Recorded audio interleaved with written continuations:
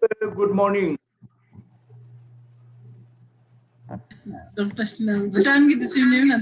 morning, la.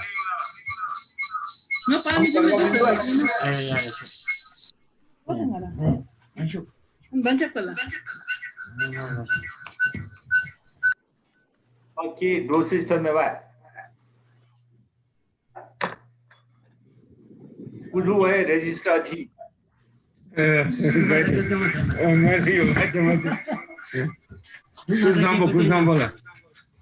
Bhutan की team जिसने साला कल होगा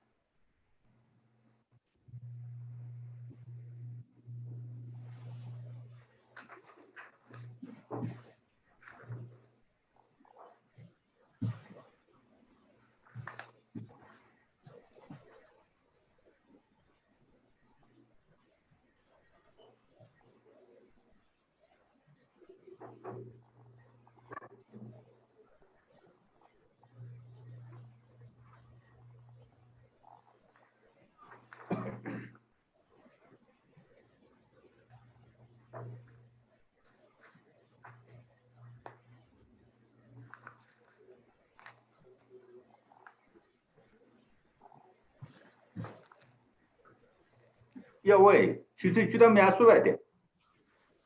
तब गुम चु बोला.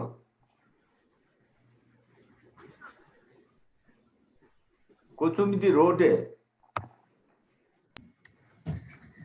so bachelor ani na 10:30 lu gochu ni schedule atachi. Ngagi no iba ngachi ki time kongi time di 10:30 on se. Ngadachi mail di suba lense minute IST mo BST mo se. Te rogi 10 imbachi ngache 10:30 round.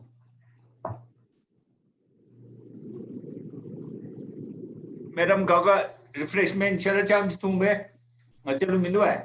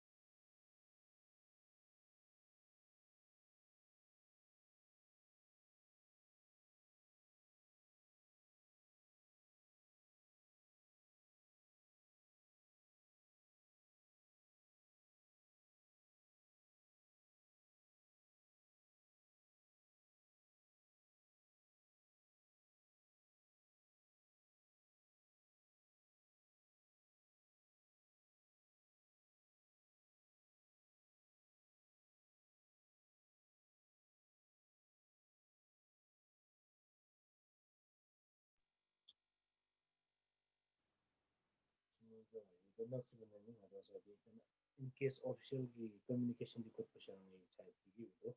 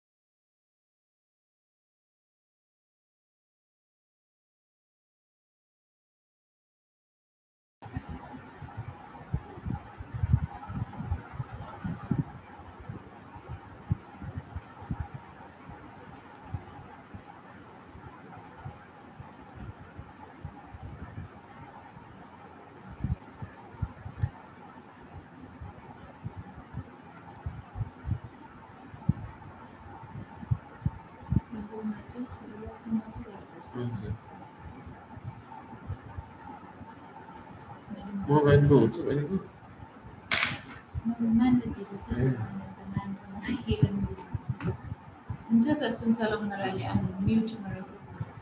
Start गरेको छैन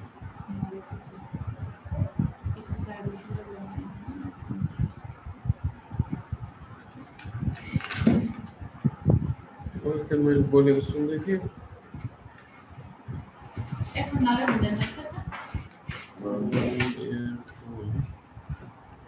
hello hello hello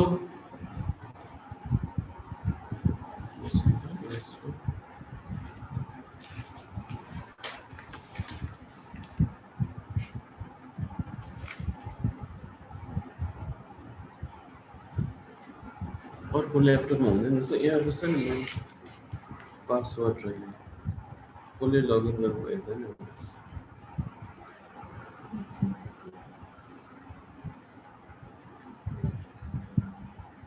नक्सलको lab आउँछ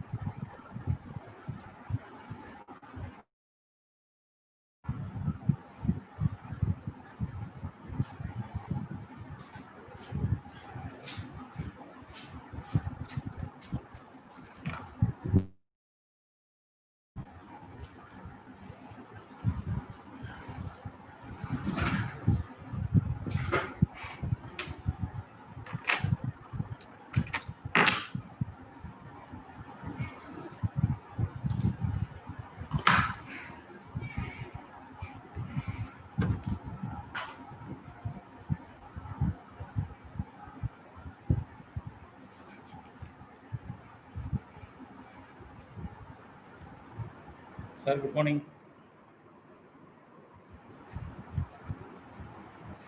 Sir, can I share the PPT?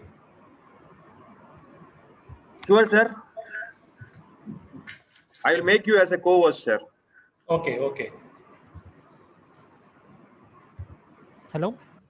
Hello? Hello. Ramesh sir, can you hear me, sir? Yes. Yes, Can I share the PPT? okay. Sure, sir. One minute, sir. Share in the. Okay.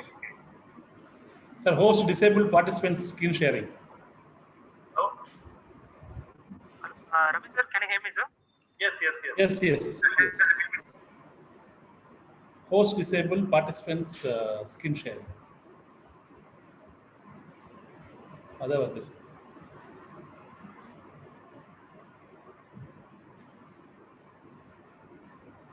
Can I try?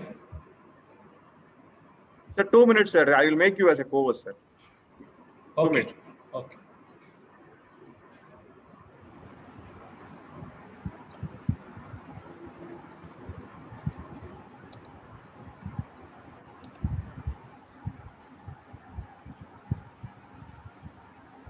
Now you can able to try it, sir.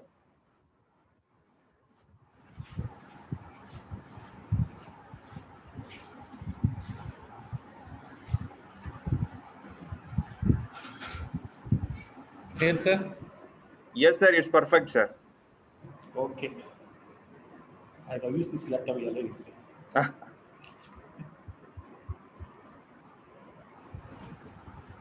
We will start by 10 o'clock, sir.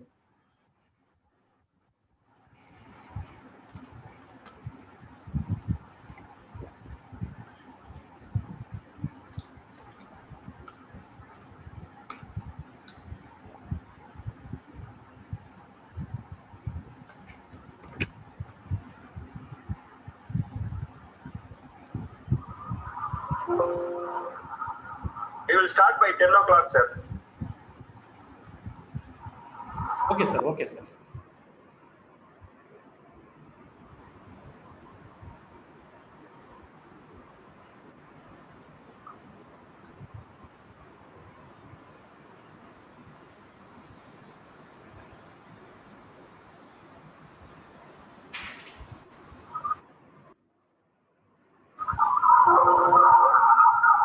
will start by 10 o'clock, sir. Okay, sir.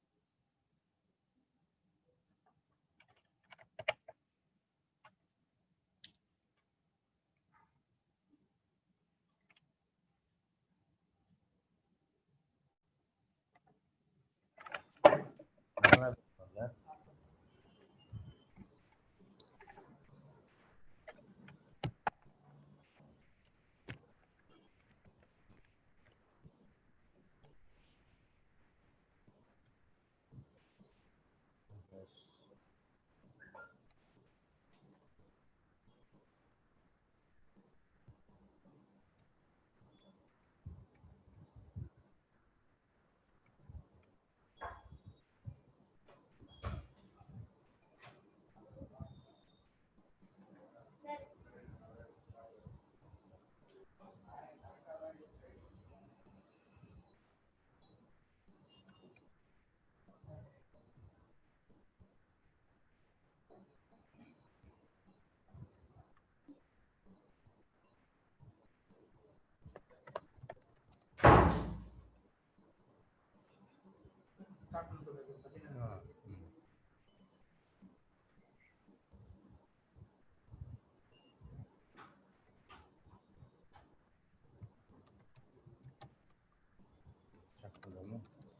Good morning, everyone.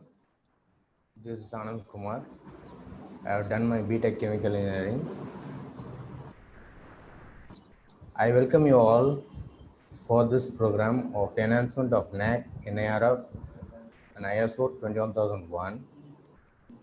And every morning you have two options, either to continue to sleep with your dreams or awake and make it happen.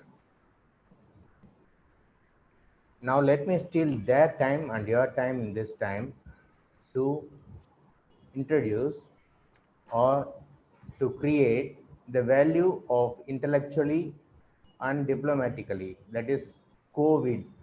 C stands for creation, O for of, V for value, I for intellectually, and D for diplomatically in the year of 2020. And management is doing the right things and leadership is doing things right. Followers think and talk about the problems, and leaders think and talk about the solutions. Mr. Prabis is such a person, knows the tips and tricks in adding the value in education. Keep your fears to yourself, but share your courage with others. That's the policy of Mr. Prabis. Be from PS quality certifications or giving a consultancy for ISO 21001, and we are the first in India to implement this standard to education institutions. Now about this NAAC, Mr. G.P. Ramesh will be giving a deep presentation about that. Mr. G.P. Ramesh has completed his PhD in Electronics and Communication from Anna University, Chennai, and ME in Applied Electronics and ME in Applied Electronics from Coimbatore Institute of Technology, Coimbatore, in 1998, and BTech from SV University, that is Sri Venkateswara University, Tirupati, in 1996. He is working as a professor and head of Electronics and Communication Engineering in St. Peter's Institute of Higher Education and Research. He is serving in the field of teaching for the past 21 years at various levels. He is involved in establishing laboratories in electrical, electronics, and communication engineering departments. He has published more than 98 research papers in the national and international conferences journals. And he has awarded 14 PhDs under his supervision in the field of electronics and communication engineering, and presently guiding 8 scholars. He has published 3 patents on his name. He has developed 3 funding products sponsored by MSME, that is micro, small, and medium scale industries. He has organized 5 international conferences and 4 national conferences, and he is an active committee member in the Institution of Engineers, Tiruvallur Local Center. He is a branch counselor of IEEE chapter in St. Peter's Institute of Higher Education and Research, Chennai. Now I welcome Mr. G.P. Ramesh to give his presentation.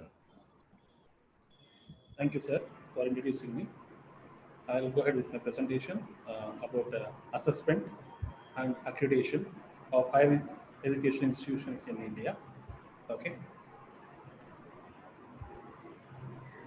Fine.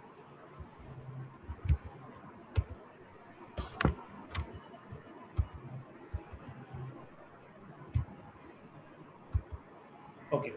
So today's lecture will see, we'll give a small awareness of higher education today and its challenges, and what are the core values of the higher education institutions, and then what is the conceptual framework, okay, and what is IAQA, what is student satisfaction survey, and some of the components of NAAC for higher education institutions. Okay, these things we are going to see in small in detail. Okay. So how about now the higher educations in India today? Mainly, these higher education institutions across the globe has witnessed uh, various transformations in recent years. Why? Because of this COVID situation, we know that we all are exposed to many types of online courses. Okay, of course, these type of courses were there earlier, but due to this COVID situation, now we have seen many types of online courses undergoing, like NPTEL, MOOC courses, and open education resources. And the main challenge of the accreditation council to how to accredit this type of courses also. And then the these innovations bring the world closer beyond boundaries while adding new and complex challenges for regulatory bodies and accreditation agencies. Okay, so this changing context has emphasized the need for framework. So the NAAC has to design a framework to evaluate the present situations and present trends in keeping in mind. Okay, so okay, so now this slide is not moving. Okay, so the main challenges of the Indian education, the main challenges is like massive higher education system, uh, like next to China and United States, the Indian system is almost the third largest higher education system in the world when compared to higher education institutions. And also there is many diversity in all the institutions and diversity in the education, like diversity in terms of higher education, variety of institutions, and variety of courses also we are offering, and we have different types of academic diversity courses available for us. So, but the NAAC, but the NAAC is having only unique grading system that is called as NAAC grading system. They grade the higher education institutions on the scale of 7-point scale, and they give us letter grades like A plus plus, B plus plus, like that. Okay, and when they accredit the institutions, okay, they keep in mind that they want to involve all the stakeholders, like lack of maybe the earlier situations, they are not considering the involvement of stakeholders such as industry experts, alumni, students in designing the curriculum, okay, quality assurance compared to other developing countries. Okay, so these things they earlier and the NAAC framework they are not considered earlier, and also they have a limited number of assessors, that is only around 1,500 members up to till February 2020, what we have seen. Okay, and also the NAAC need to do a lot of data verification. That is, there's a huge data that will be submitted by the higher education institutions to NAAC, and this needs to be validated and verified for better quality purpose, which requires specialized persons who have the knowledge of data verification and validation using the online platform. Okay, so this keeping in mind now, what are the core values of the higher education institutions now? What are the core values?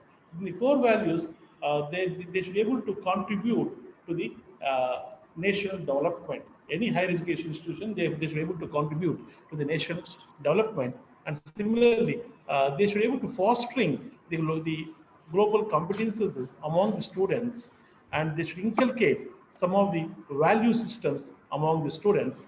Okay, and they should be able to promote the use of technology also, and quest for excellence. So these are some of the core values the present higher education institutions in India need to inculcate on the stakeholders.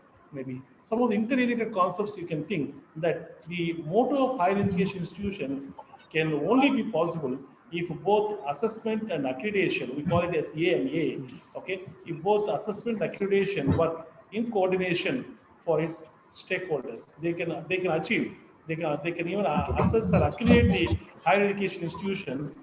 Okay, only when they take into consideration all the stakeholders. Okay, so in order to have a quality-oriented academy, there should be a strong administrative background while running the universities or colleges or affiliated colleges.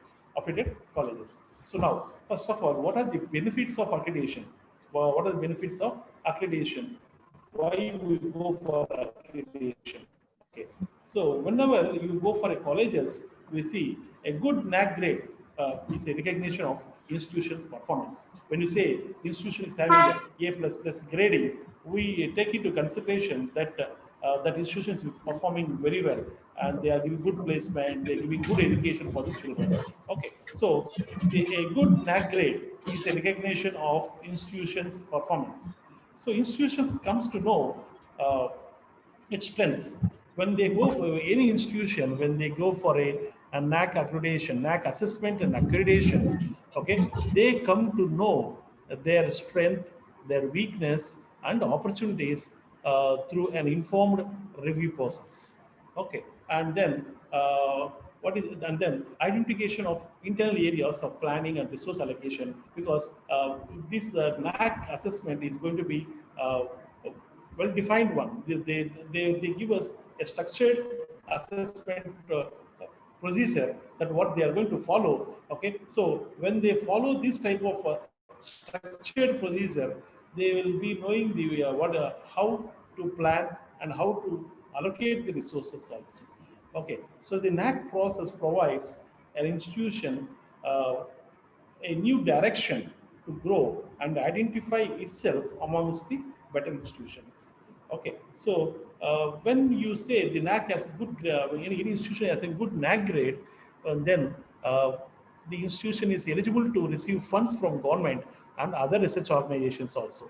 That's why all institutions, maybe universities or affiliated colleges or autonomous colleges, they all go through this NAAC procedure, because once they have a good NAAC grade, many government organizations or even research organizations, they give funding for doing projects also. Okay, so the institution here is obliged to provide quality education and provide reliable information on its website also. Okay, then similarly, the employers working in the institutions will have an assurance about the institution's commitment to quality and visit the college for recruitment of students and or even graduates also. Okay, so in all the record, this accreditation process is very important for the institutions, higher education institutions. Okay, so now the revised accreditation framework, how we are going to, how they have designed earlier. Now the present, how they developed the revised accreditation framework. Okay, here the methodology designed strongly emphasis on evidence-based assessments with accuracy and authenticity. Okay, so the revised accreditation framework developed in consultation with with statutory bodies, experts, and stakeholders. Now, the present NAAC framework they have released in the month of January, or on January 20th they released. They have designed the revised accreditation framework by consultation with all the many statutory bodies, many experts there, and many stakeholders also. Okay, so there is a elaborate process of self-study report. We call it as a SSR report. Okay, SSR. This covers around 300 questions, along with the departmental inputs were reduced to 137 metrics. So we have some metrics in the assessment of self-study report. So it is totally they have around 137 metrics. Okay, so when they are framing this revised framework, they took the reference of even the national institutional ranking framework we call as a NIRF, and similarly some of the international practices also. Okay, so similarly they referred many overseas institutions It's like they've taken some of the best practices from Europe and other regions. Some of the features like they have taken features like student satisfaction survey, how they are going to engage the alumni. Okay, these things they have taken into consideration. Okay, so similarly, they have consulted more than 200 experts through national meet, workshops, and core working group and sector working group groups meetings. Okay, so similarly, they have conducted a pilot study across the country to test the revised accreditation framework and benchmarks. Okay, so after discussing with all the experts, now the present revised accreditation framework has been designed. Okay, that's called what we call as a revised accreditation framework. Okay.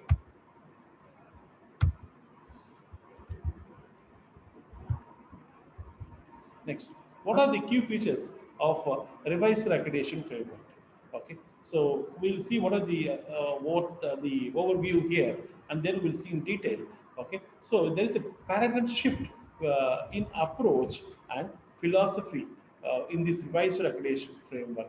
Okay, similarly, from the qualitative peer judgments to database quantitative indicator evaluation. Earlier, we have been seen only the qualitative one. Now, they have taken into consideration the qualitative uh, metrics and also quantitative metrics also into consideration. Okay, and then they have taken system generated scores, that we call as a SDS, system generated scores, with the combination of online evaluation. So this is the evaluation by the third party committee. Okay, after we submit the data, the third party agency will evaluate the data what we have submitted.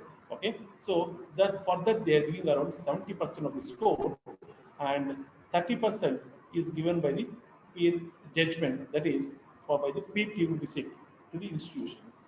So they are divided 100% into 70 plus 30%. Okay, and similarly, they have automated evaluation model with increased objectivity and transparency also.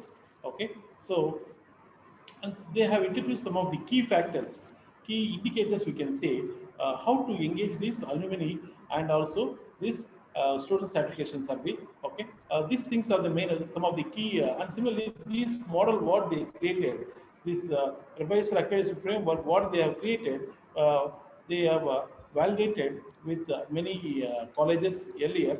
Okay, and this also most like objectives, like it is almost transparency one. It is a transparency evaluation system. Okay, so mainly now this process of assessment accreditation mainly it consists of first one is we say online submission of institutional information for quality assessment, what we call it as a IIQA. Okay, so we submit initially IIQA and then self-study report, what we call as a SSR. Okay, the first process is IAQA and self-study report, and then we go for a data validation and verification by NAAC, what we call it as a DVV, data validation and verification by NAAC, and then we go for a student satisfaction survey SSS by NAAC, and then PTU visit and institutional grading. So finally, they give us the grading like 70 plus 30. Okay, this is the process of assessment of the higher education institutions in India. Okay, and then similarly, what is the eligibility now? What is the eligibility? We have seen the process, and what is the eligibility criterion for assessment and accreditation? Okay, so any institution which has two password batches, okay, that institutions alone can go for the accreditation. Okay, like when they have the existence for 6 years or a record of at least 2 password batches, and then when they then provided the college is affiliated to a university recognized by UGC for the purpose of affiliation. Okay, and then and also the college should have received the status of autonomy by UGC. Okay, this is the eligibility criteria. So unless until the 2 batches should be passed out or 6 years should be completed, and then other institution should be affiliated by the or UGC recognized university. Then we can go for the NAAC accreditation.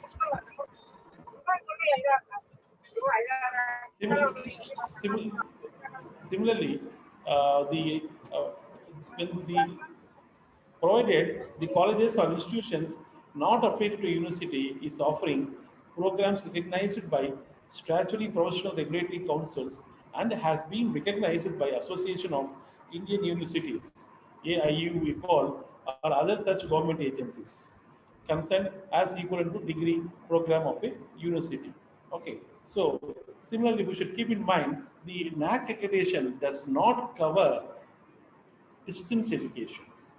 The NAAC accreditation does not cover distance education units of higher education institutions and also offshore campuses. So you should keep in mind. So distance education and offshore campuses, okay, is not recognized. It's not accredited by NAAC. Okay. Fine. Similarly, another thing you should remember, the institutions intending for assessment and accreditation by NAAC must upload the information on All India Survey on Higher Education. We call it as a AISHE ASH portal, which is called as a All India Survey on Higher Education portal. Okay, so here we should be able to give ASH code. Okay, this is very, very important while registering for NAAC. Okay, so fine. So to keep in mind, first of all, we should be able to fill the data in the ASH portal. Okay, and to summarize, the NAAC accreditation is not done for higher education. It's not done for distance educations. Just to keep in mind. Okay, so next, how to go for a re-accreditation now? So whenever you get first time accreditation, we call it as a cycle 1, and consequently we call it as a cycle 2, cycle 3, and cycle 4. Okay, so suppose any institution, if they got B plus or they got C plus, they are aiming at high like A plus plus, then these institutions which would make an improvement in the accredited status may apply for reassessment after a minimum of 1 year. They can go for a reassessment, but 1 year after giving the grade, they should complete 1 year, and after 1 year they can go for the they can apply for the reaccreditation process. Okay, so similarly, institutions opting for subsequent cycle 2, 3, 4 or accreditation can submit institution information for quality assessment, what we call IIQA, in the beginning of the last quarter of the validity period. In the beginning of the last, because for example, 5 years, the institution is accredited, then they can go for a reassessment. They have an option to go for a reassessment in the year 4 years, 9 months, before 3 months. Before 3 months, they can go for a next cycle of accreditation process, 3 months. Okay, so similarly, for cycles 2 and cycle 3, cycle 4, the following are essential. So, but first for this IQAC, which we call as a quality assurance cell. Okay, this quality assurance cell, this is to be functional if you go for a cycles 2, 3, 4. That is the main thing. IQAC to be functional. Similarly, we should be able to submit AQARs, which we call as a annual quality assurance report. AQRs every year, because for example, if the institution has been accredited for 5 years, by the time of applying for reassessment, the institution should be able to submit at least 4 AQRs, that's annual quality assurance report. And similarly, the institutions should submit IAQA 6 months before the expiry of the accreditation status. Okay, so other steps remain the same as the first cycle. Okay, next, what is the outcome? NAAC assessment outcome. Okay, so the final result of the assessment and accreditation exercise is a combination of evaluation of two types of metrics. One is the qualitative and the quantitative metrics. Qualitative metrics and quantitative metrics. Okay, so the report comprises of three parts. The report comprises of three parts. One is first one I may say here peer review report. This peer review report is the report given by the experts after visiting the institutions. Okay, so in section 1 they provide general information of the institution, and in the section 2 Section 2, they provide the highlights criterion-wise analysis based on peer evaluation of quality indicators. Okay, this is qualitative descriptive assessment report based on peer teams' critical analysis of strengths and weaknesses of higher education institutions. Okay, and similarly, section 3, they can give us the overall analysis, which includes the institutional strengths, weaknesses, opportunities, and challenges, what we call as the SWOT analysis. Okay, and section 4, they give us some recommendations. So this is the report given by the peer team, like the experts after visiting our institution. Next in the second part, we get graphical representations based on quantitative metrics, what we call QNM. Okay, so the system generated quality profile, what we call SGS earlier. The system generated quality profile of higher education institution will be based on statistical analysis of quantitative indicators in the NAAC's quality indicator framework, what we call QIF. Okay, so here they give us the graphical representation of the institutional futures is reflected through synthesis of quantifier indicators.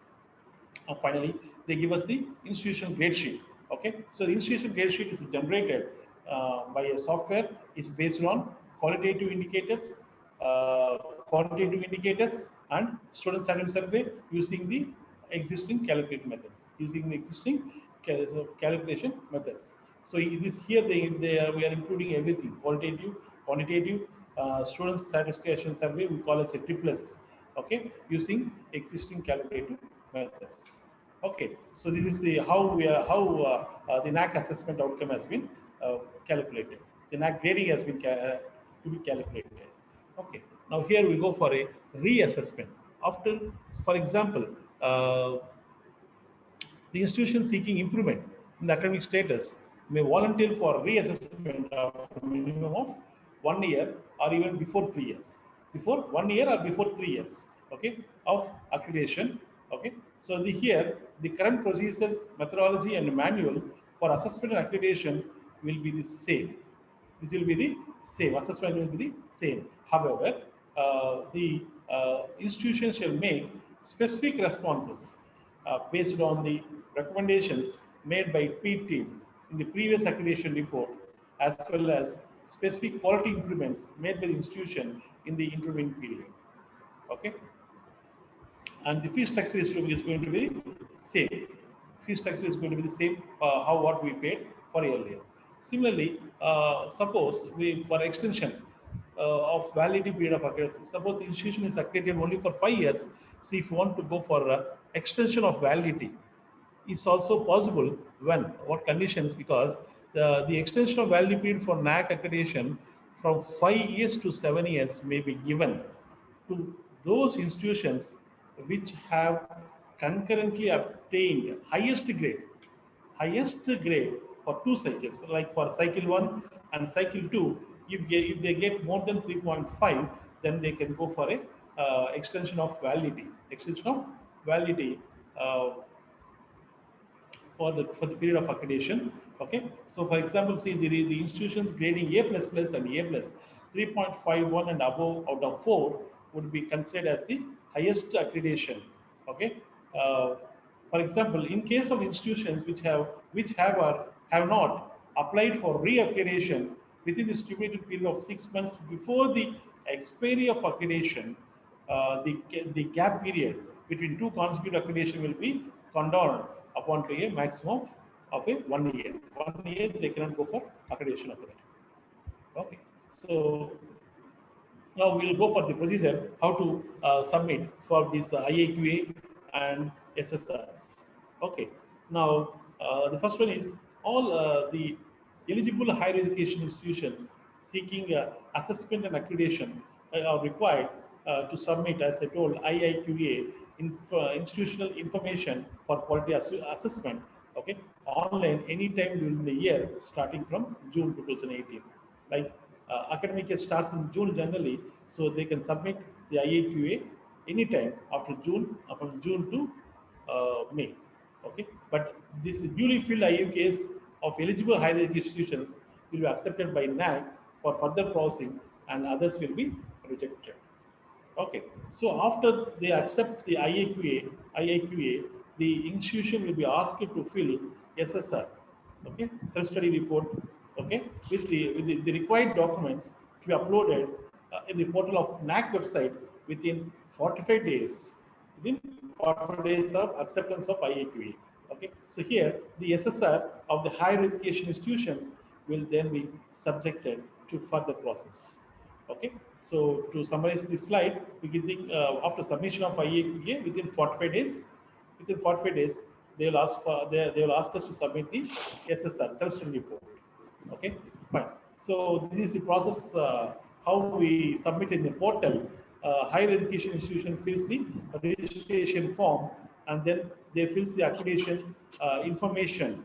Okay, and then here what happens? The NAAC verifies and approves the registration. If it's approved, then HIE activation of all login credentials has been activated, and then institution process for higher education institution portal. Okay, now so here, the what is the IAQA submission process? Suppose after submission of IAQA, if it is accepted, then it will go for SSR. If it is rejected, they will go for 2 more consecutive times with the same fees in the year. So no need to pay the fees once again. Those logistic fees. So once it's rejected, you will have an option to sub in the same academic year. In the same academic year, you will have an option to resubmit this IAQA for another 2 times. Okay, so the IUPA fees is around 25,000 plus GST 18%, which is not non-refundable. Okay, and then so after acceptance of IAQA, so what all you need to submit within 45 days? So we need to submit the profile of the institution, extended profile of the institution, self-study report. In the self-study report, this will include both the metrics. Both metrics, that is qualitative metrics and quantitative metrics, and executive survey, executive summary. So these things should be submitted within 45 days. Within 45 days. Okay, fine. So what is the SSR submission process? Here, the data is captured. So to fill SSR, what are the things we need to go ahead here?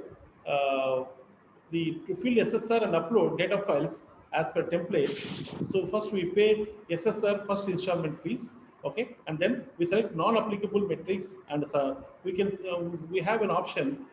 Some of the metrics can be exempted, that we'll see in the next slide. Okay, so we can select some of the non-applicable metrics and submit the SSR. After submission of SSR, they will go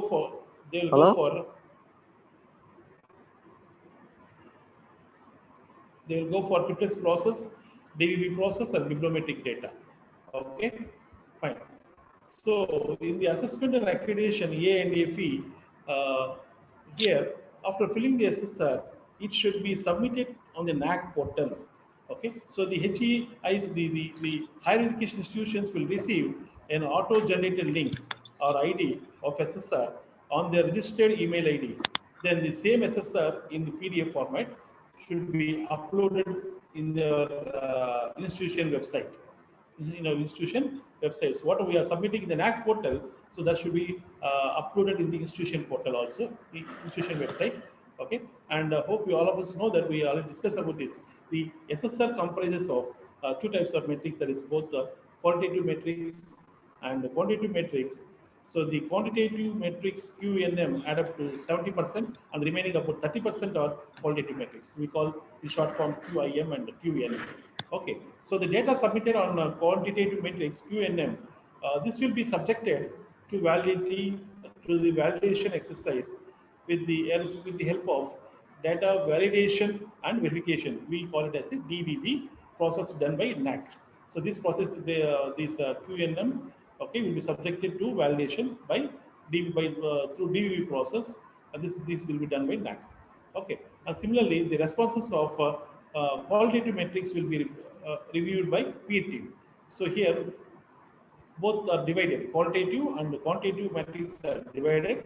Okay, so your QNM, what all you are submitting in the portal will be verified by the NAAC through online, and qualitative metrics QIM, which will be this will be reviewed by the P team when they visit the institution, and when this P team visit. Okay. Fine. So here, the NAAC mandatory disclosures on higher education websites. So here, we need to submit, so somehow in our institution website, we need to upload all these things. So SSR submitted online to be uploaded after all the DVV process only in the PDF format. So data templates which are uploaded along with the SSR. So annual quality assurance report AQR year-wise, and then accreditation outcome document. Here, like certificates, like accreditation previous certificates and grade sheets. Okay, so the higher education institutions may suitably design their NAAC tab bar in to accommodate all relevant documents. So this is about fine. Fine. So the higher education should respond. The institutions should edit the information and respond to NAAC within 7 days. In case of any discrepancy after validation or during validation process, in case of any discrepancy in the data, they will ask the institution to resend the data or to correct the data in the NAAC portal, and they give us only 7 days of time. Okay. So subsequently, the NAAC will again check the resubmitted data. Again, check the resubmitted data. Depending on the extent of deviation will inform the institution of any of the following. So the data sent is perfectly validated, then there's no issues. If there's any violation of the data, they'll request back to us to correct the data in the portal. Okay, and after resubmitting, they will once again check the data.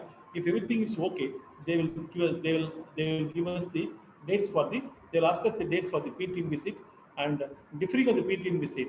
Okay, or they may give us the debarring institution from having a P team visit also if the data is not properly validated. Okay. Okay, and the important thing here is student certification survey process. This is very important thing to be because this survey will be given to the students. This survey because we are going to give our student email IDs, phone numbers. Okay, so at least they will be sending if you take for universities up to 10% of the student population or even 500, whichever is lesser. Okay, so this survey will be conducted simultaneously with DVV process. The triple survey will be conducted simultaneously with DVV process. Okay, so here the institutions will have to submit the entire database of students. They're going to submit entire database of students with email, mobile numbers at the time of filling of online SSR itself.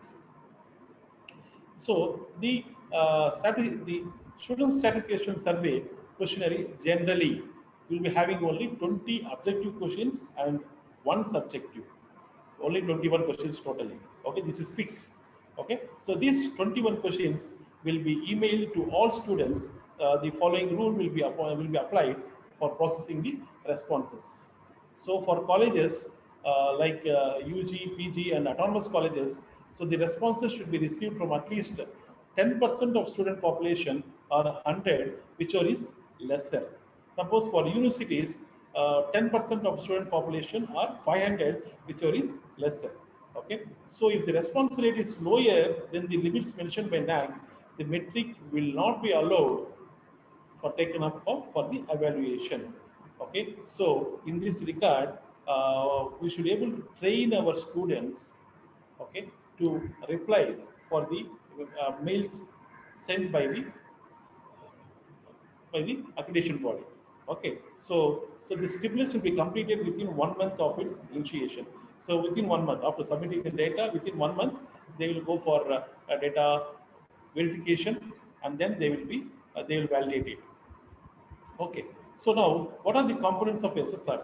So in the components of SSR, we have around 5 components. One is executive summary of the institution, and then they need to submit profile of the institution, and then extended profile of the institution, quality indicator framework, what we call as a QIF, okay, and templates for quantitative metrics plus links for all the documents. Okay, so in the as I told here totally 5 components. We'll see all the 5 here. Okay, so in the executive summary, we have around 5 main heads are there. In that, first we say about introductory note. Introductory note, that is institution's location, what is institution's vision, institution's mission, and what is the type of institution. All these things will be should be explained in the introductory note of the institution. Next, for the criteria-wise summary, because we all of us know that there are totally 7 criteria. Okay, so in the criteria-wise summary, the institutions functioning on all 7 criteria, okay, that should be written not more than 250 words for each criteria. Okay, so in the criteria summary, you should be able to write for all 7 criteria. And then SWOT. So SWOT is, I said already, we discussed about this: institutional strength, weakness, opportunities, and challenges. Okay, this should be given in the under the SWOT heads, and then any additional information. So other than information what you have given earlier, so we can give us any additional information here, and about the overview. So in the overall conclusive explanation of the institution's functioning also can be given here. Fine. So here, profile and external profile of the institution, as for example, you take 5 academic years, because generally the accreditation 5 years they will be giving for us. So we should be able to submit the data for the last complete. For example, if you apply for accreditation at this moment, for example, like from October 1st, you want to submit for accreditation. So you can able to submit the data for the last academic year, that is 1920 academic year, and the previous year is 1890.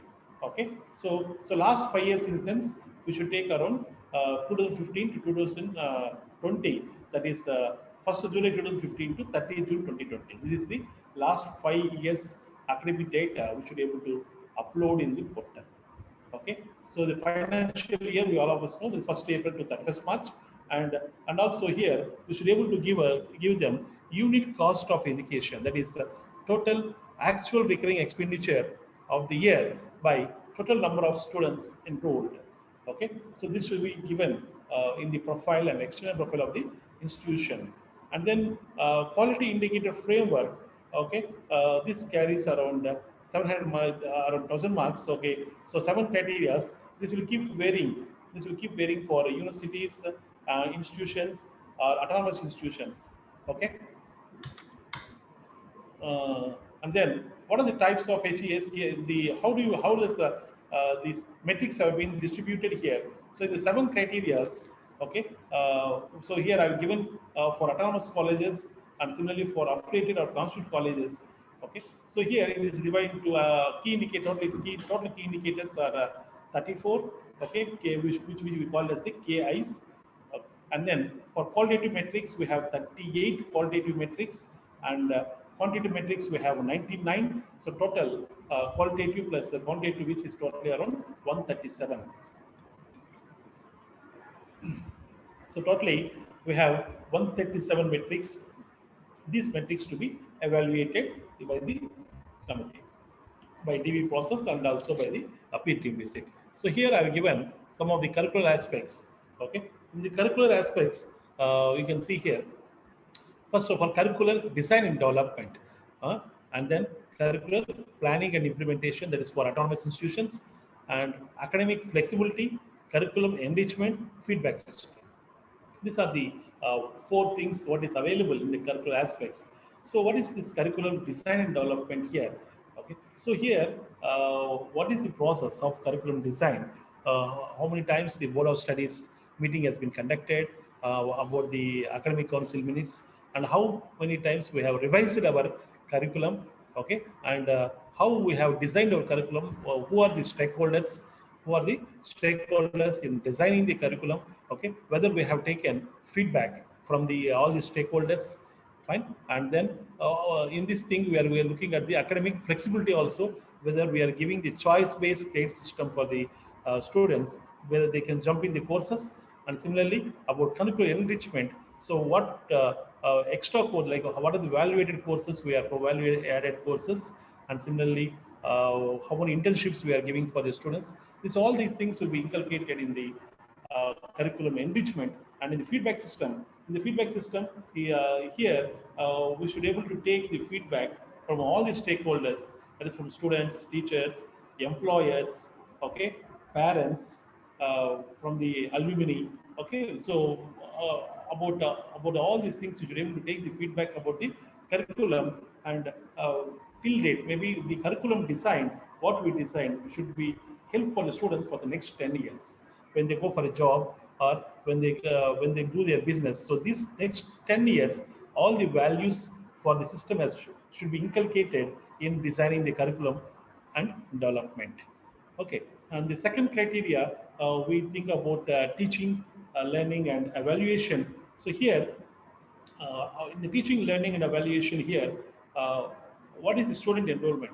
Okay, how many students have joined the institution, and we should know about their profile of the students here, and then we should know about the student diversity here, because whenever you teach to the students, you should be able to know the student diversity, like for how different backgrounds the student has joined our institutions, okay.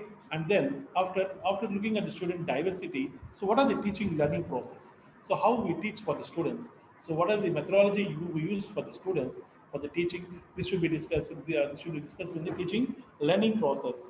And then for the teacher profile and quality, like what is the qualification of the teacher, and what is the how good they are providing the education for the children. These metrics will be discussed in the teacher profile and quality.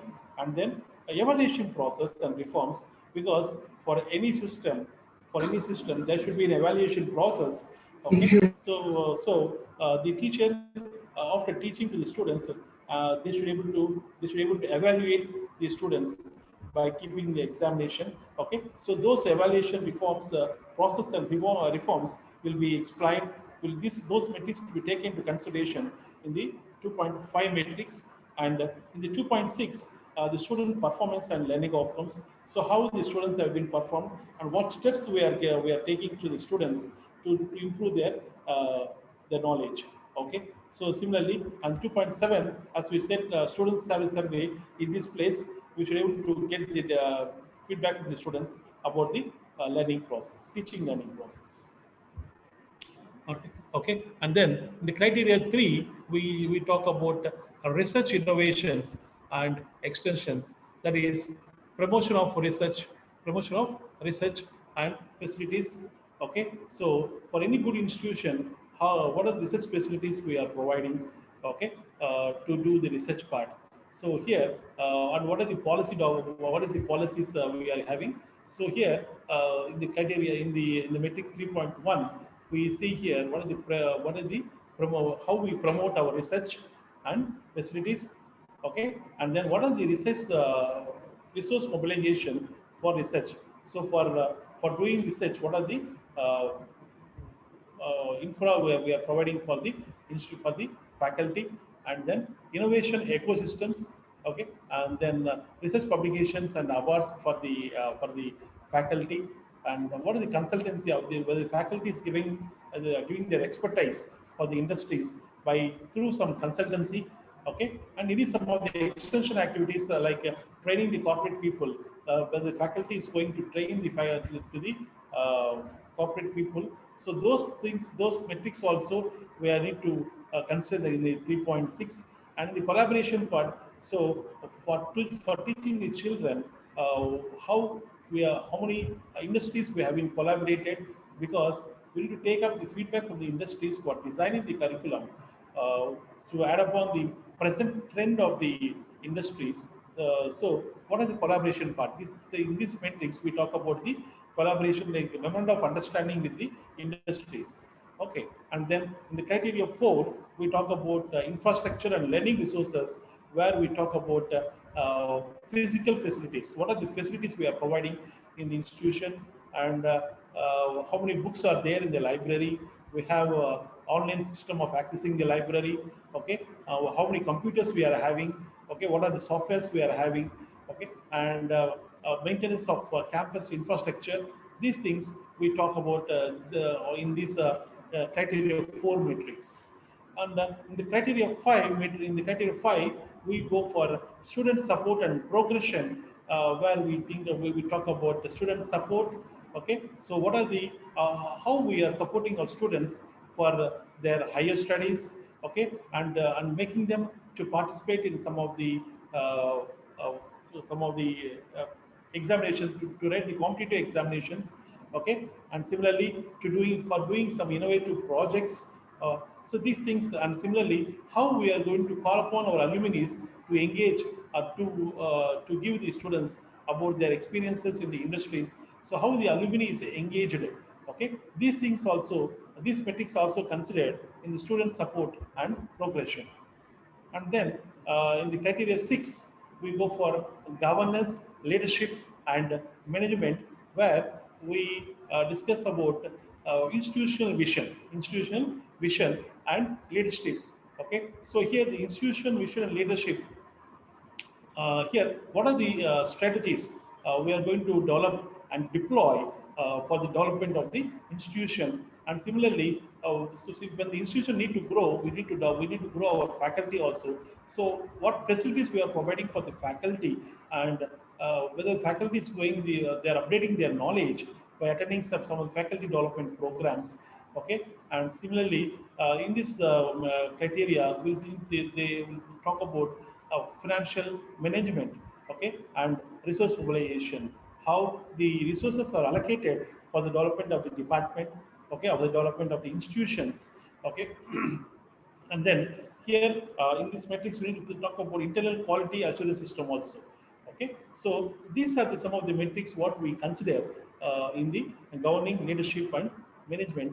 And then next, the 7th criteria, the last criteria. Here we talk about institutional values and best practices. Okay, so the institutional values. What are the as I will in the criteria 6, we spoke about vision and leadership. Vision and leadership. Here we talk about institutional values. Okay, and what are the social responsibilities of the institution to give the core values because all the higher education institutions in India should be able to inculcate some of the core values in the students. Okay, so in the criteria 7, we need to they'll these 3 metrics talk about what are the best practices of our institution. Okay, like for example, the best practice of the institution, every day we conduct some one unit test early morning for about half an hour or for 1 hour, so that to evaluate the student what they have learned in the past 1 week. Maybe one of the best practice what some of the institutions follow, every day early morning 1 hour test. Okay, so like that, what best practices they follow. Similarly, institutional distinctiveness, how unique the institution, how good they are performing. Okay, and about the ecosystem, about the greenery of the trees. All these things will be taught in the criteria 7. Okay, so these are the 7 criteria what in detail, and there is an option. There is an option to opt out of non-applicable metrics also, because some of the metrics we can opt it out because it may not be necessary. It may not be necessary. So the maximum weightage of metrics that can be opted out should not exceed 50 marks. So up to 5%, because our total marks is 1,000, up to 5%. 50 marks we can opt it out. That too, the metrics which is having maximum total of 20 weightage per criteria can be opted out. Okay, and in this we should remember the criteria 7 is essential. Criteria 7 is essential. So in no metrics is can be opted out from the criteria 7. Okay, so it's about the 7 criteria and some of the discussion for the NAAC. Fine.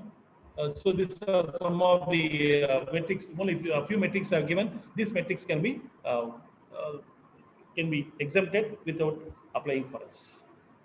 So thank you. This is about a small intro I given about the NAAC and the 7 metrics what we can able to discuss. So to also Satyanarayan sir, if any doubts, I can clarify within another 5 to 7 minutes. Any question is there from my presentation? I can clear it off in 7 minutes.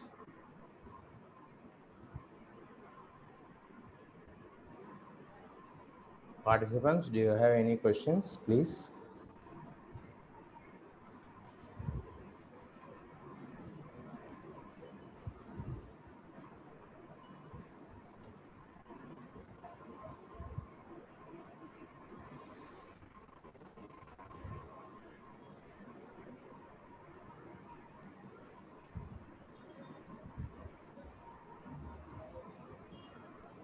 Then it is over to Satyanarayan sir. It's over. Okay, sir. Thank you, sir. Yes, sir. Thank you very much, sir. Thank you a lot, sir. Thank you a lot for a very informative session, sir. Yeah, we from PS. Yeah. Thank you, Mr. Ramesh, sir. Now we from PS Quality Certifications thank Mr. GP Ramesh for his valuable presentation on NAAC. And as we all know, innovation distinguishes between a leader and a follower. We, the educational institutions, are spending our hard-earned money in promoting our wisdom and intellect gifted to us. We are here to change the challenge to opportunities. Let us define the word fail as first attempt in learning. There are 2 ways of spreading the light: to be a candle or the mirror that reflects it. We, PS Quality Certifications, are here to raise your value among the institutions in your city, region, zone, state, or the country. Now I welcome Ms. Hema to give a brief introduction about the next session. Hema madam, please. Hema madam, please. Yeah, madam, it's in mute. It's in mute. You can able to unmute yourself. Please unmute, madam. You can unmute. You can unmute.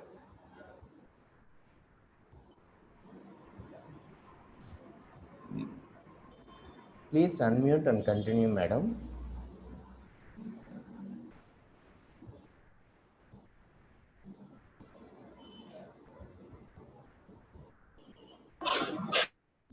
Yeah, that's right. That's right. What you have done is right. Unmute and continue, madam. Yeah. So good morning all of you, and welcome you all here. Thank you.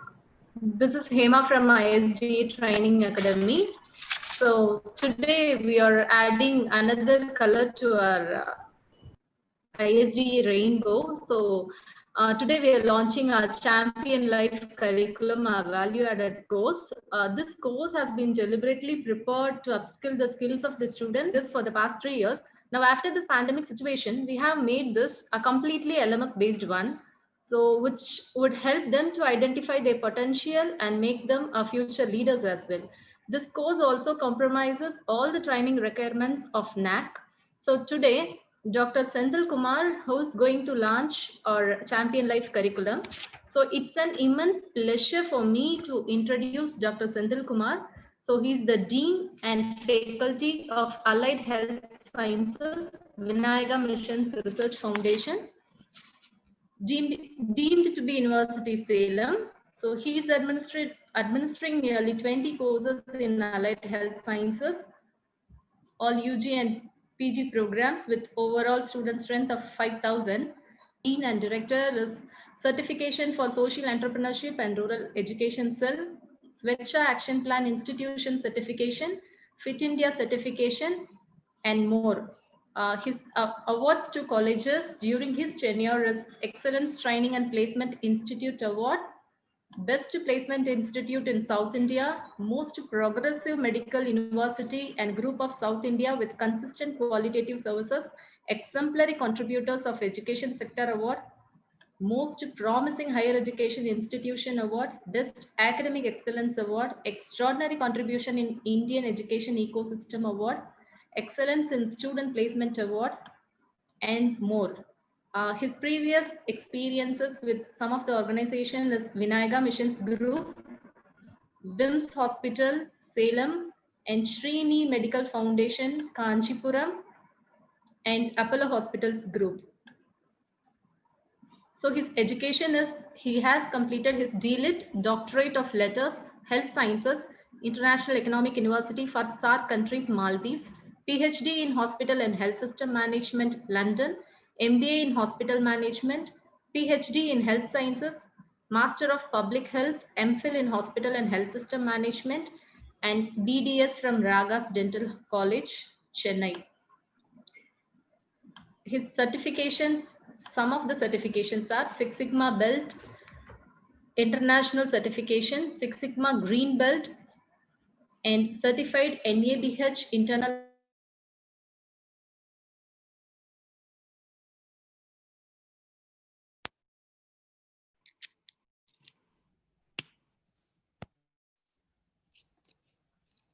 Madam, your audio is muted. Okay. Am I audible now? Yes, yes, now. Sir, I welcome you here, sir, Dr. Senthil Kumar, and request you to launch your Champion Life curriculum. Thank you. Thanks, Emma. Thanks for the wonderful introduction. This is really, it's gives me immense pleasure to be present here for the launch of Champion Life curriculum by ISDC. I wish them all the best. This is the link. I'm going to share it in the chat group. Shared.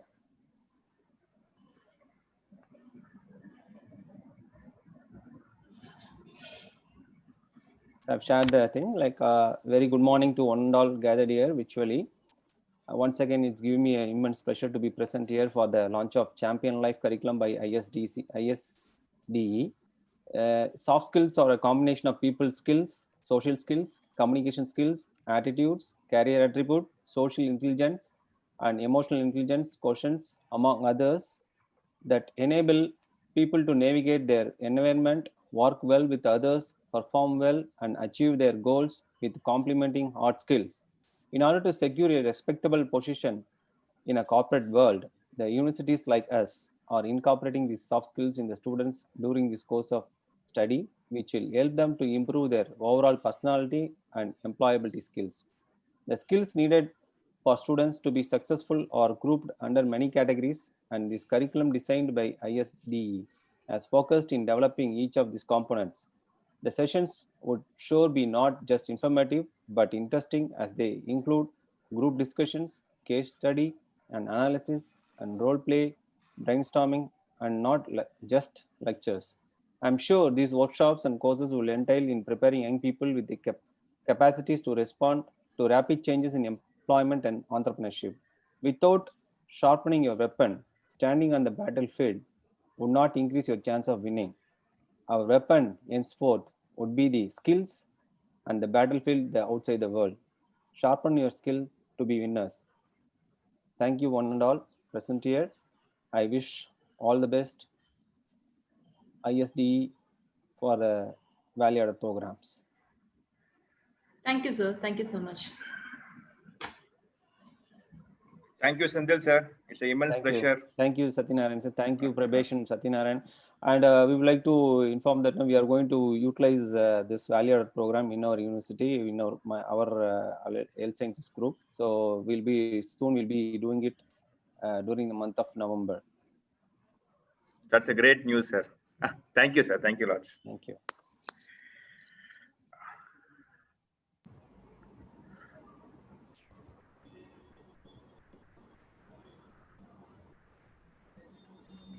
Thank you, Mr. Senthil Kumar, sir. And now it's time to welcome Mr. Satyanarayanan. Mr. Satyanarayanan is an educationist, corporate trainer in the domain of safety, quality, psychology, and artificial intelligence. He is the co-founder of Inviti, that mainly focuses on innovation. He has delivered more than 500 sessions and trained more than 10,000 leaders across India. He finished his master's from College of Engineering Guindy and now serves as an Young Alumni Committee Convener. He has also initiated UPSC free coaching and assessed 12th grade students in his Vision Clear mission.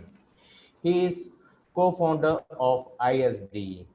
Satyanarayan sir, please, you can take over. Satyanarayan sir. Sir, very good morning. Good Very morning. Thanks for your You can kind introduction. take it over. Thank you.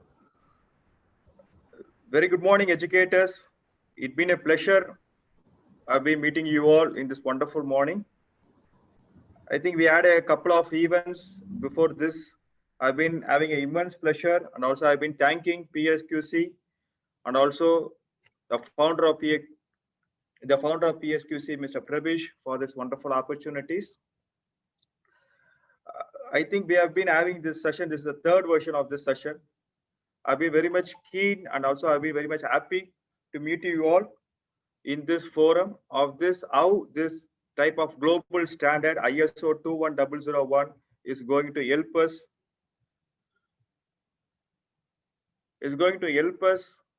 To make our education as a global standard one. First and foremost, what are the learning outcomes we have been going to see on this session?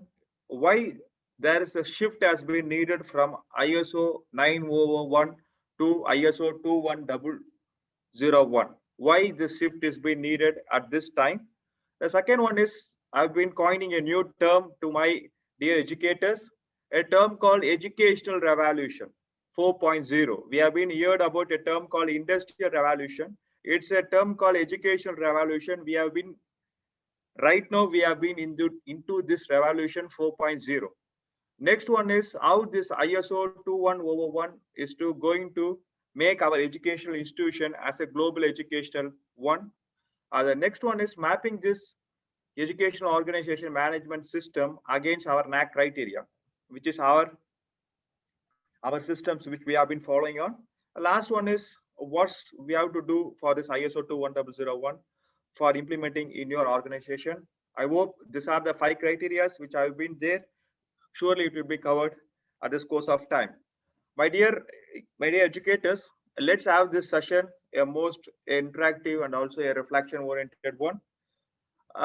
What is ISO? We all has been talking about this ISO. ISO is nothing but an international organization for standardization. You believe it or not, ISO is having more than 21,000 plus certification standards. We all will be knowing up to 10 or 12 standards. In this, ISO 9001 is the most familiar standards. I can able to come with you. And also, this ISO is having a representation from 162 countries and 788 technical bodies. It is so, ISO, it is a global standard. Whenever a ISO standard is been emerging, it has been accepted by 162 countries, and all the best practices which has been done in this country has been integrated, and it's a standard has been developed. So we as a Indians, we are having a standard called Bureau Indian Standard. And also like this, all the countries will be having their own standard. All above this will be having a internal organization for standardization, ISO. ISO is nothing but similar to WHO, which has been accepted by globally. So I just want a reflection. You can able to put your reflection in the chat box. Why this ISO 9001? Why this ISO 9001 has been so familiarized, and we all has been talking about this ISO 9001. Any reflections, my dear educators? You can able to put your reflections in the chat box. What's the reason behind this ISO 9001 has been so familiarized, and it has been talked throughout the world, not only in India, it's globally, it is so much famous.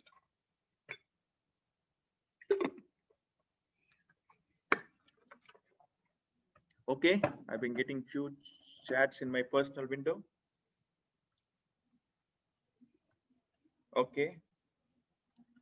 Okay, we have been going to see about why the shift from administrative process to academic process is being needed. We have been concentrating on we have been concentrating on administrative process. Why this shift has been needed? Whenever we have been going for this ISO 9001:2015, the institutions which we have been going to certificate, it's mainly based on your administrative process, not on your academic process. The second thing, the quality certification has been entirely, it has been different from this academic accreditations, and also defining my students, our students as a clients, as a persons, as a customers, it's been a little bit difficult.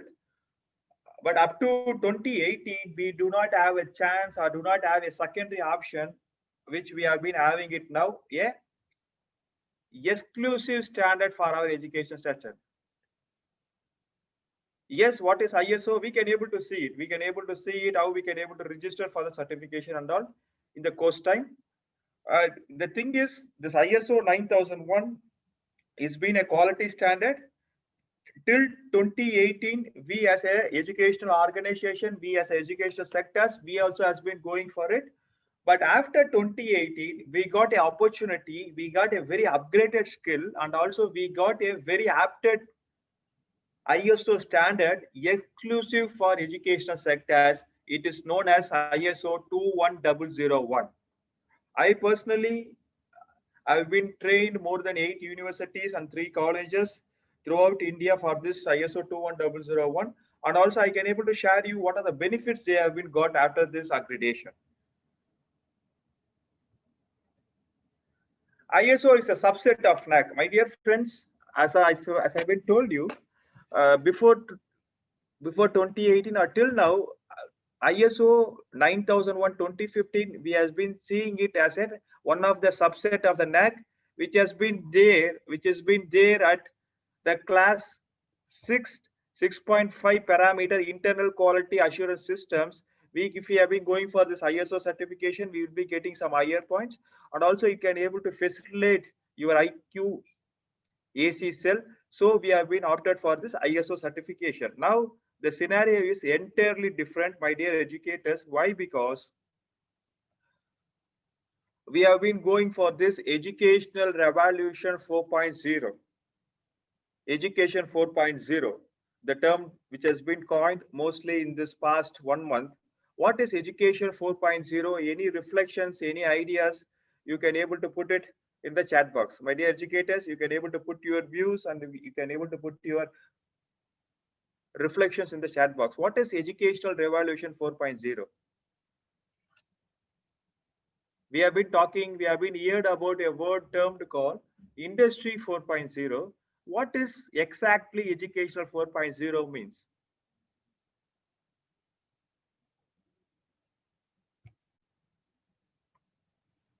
Okay. Okay.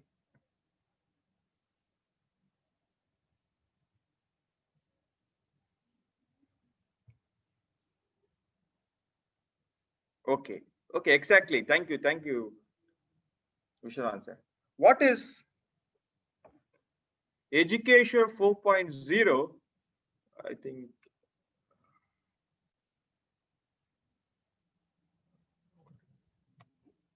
what is education 4.0? Yes, I can able to tell you what is education 4.0.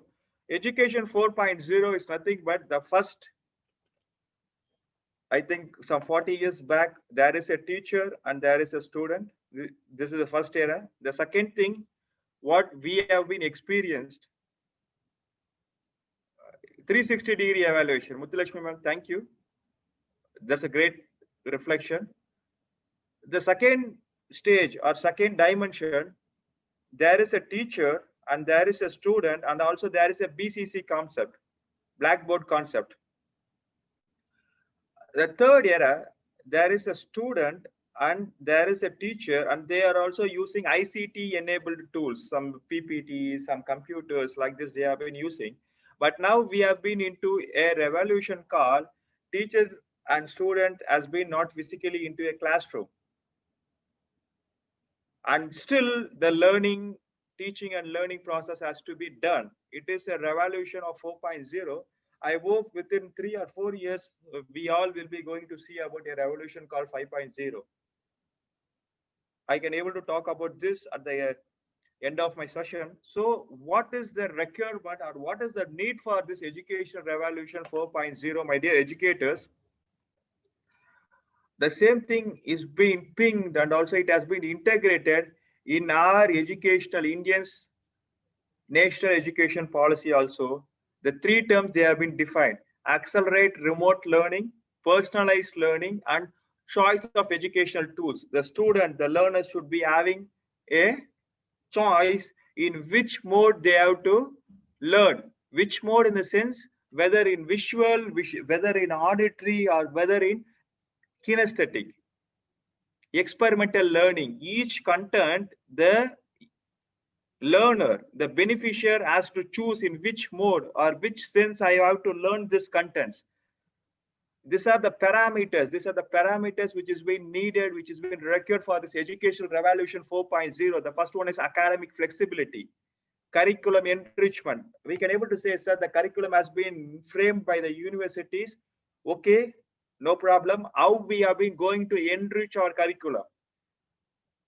The next one is student diversity. How we are going to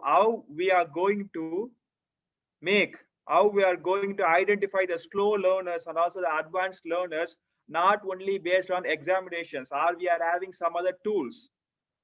And also this fourth point is a very important point as of my perception: development of inner talents of the student. It is nothing but the embedded skills. Are we having a process to identify the embedded skills of each and every individual, each and every student in our university? Student-centric learning and use of clinical skills laboratory and simulation-based laboratory and use of ICT by teachers in most of the board. They have been saying this, the ICT enabled, they have to use this ICT. And also how many teachers has been trained in the ECOS, and the provision of mid-course improvement. The provision of mid-course improvement of performance. If I've been evaluating the students in the mid-course, I've been finding it, they have been developing the skills, how we can able to improve them. These are the requirements. These are the requirements which has been there for educational 4.0. My dear educators, this is one of the positive sign for us.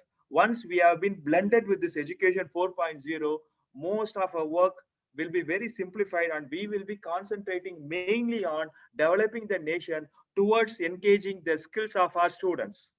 I can able to show you one small video how this education 4.0 has been enriched by using a AR VR technology in laboratory skills, how they have been using. Anand sir, can you able to see my screen?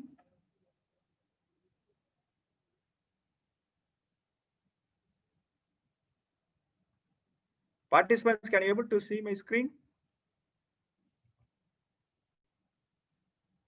You can able to put it in the chat box so I can able to play the video. Okay, thank you.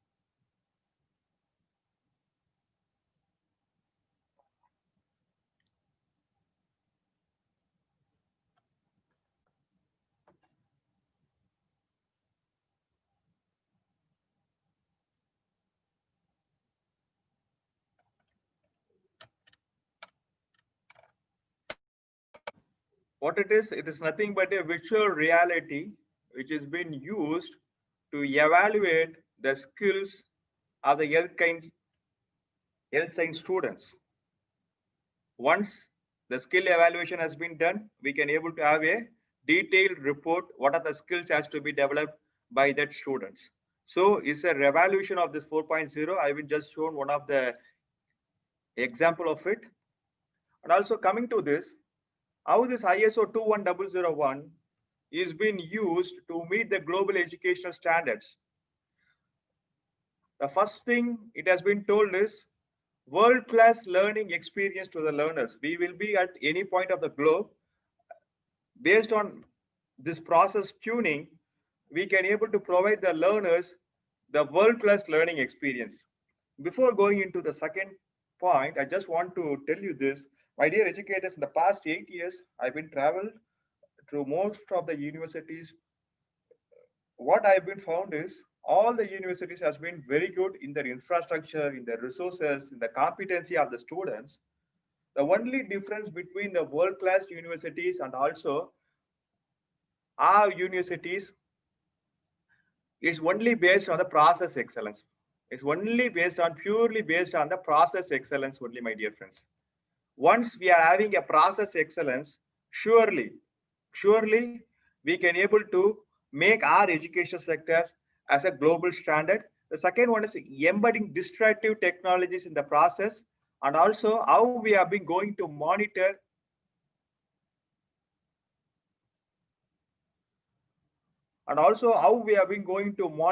measure, analyze, and evaluate the process. What are the process you have been going to monitor? What are the process you have been going to measure? What are the process you have been going to analyze?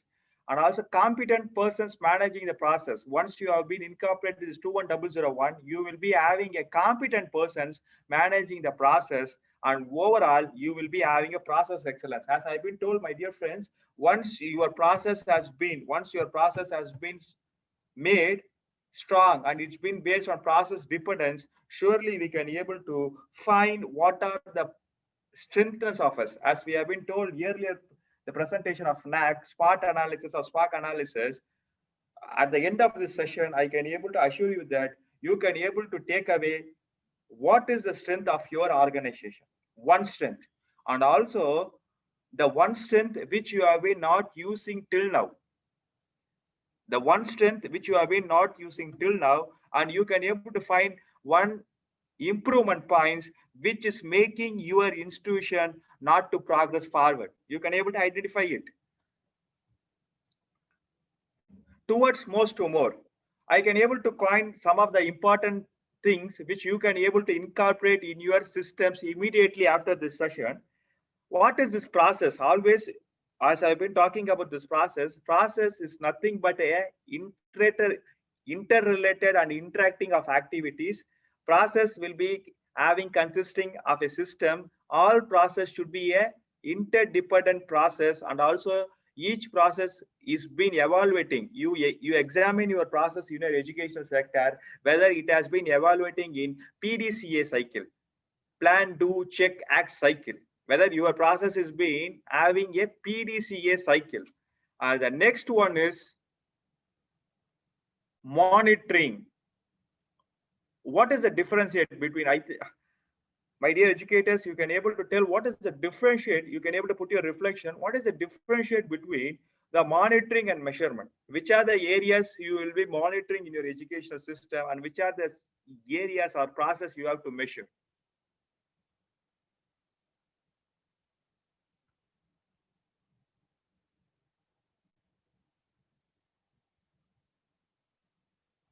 Okay.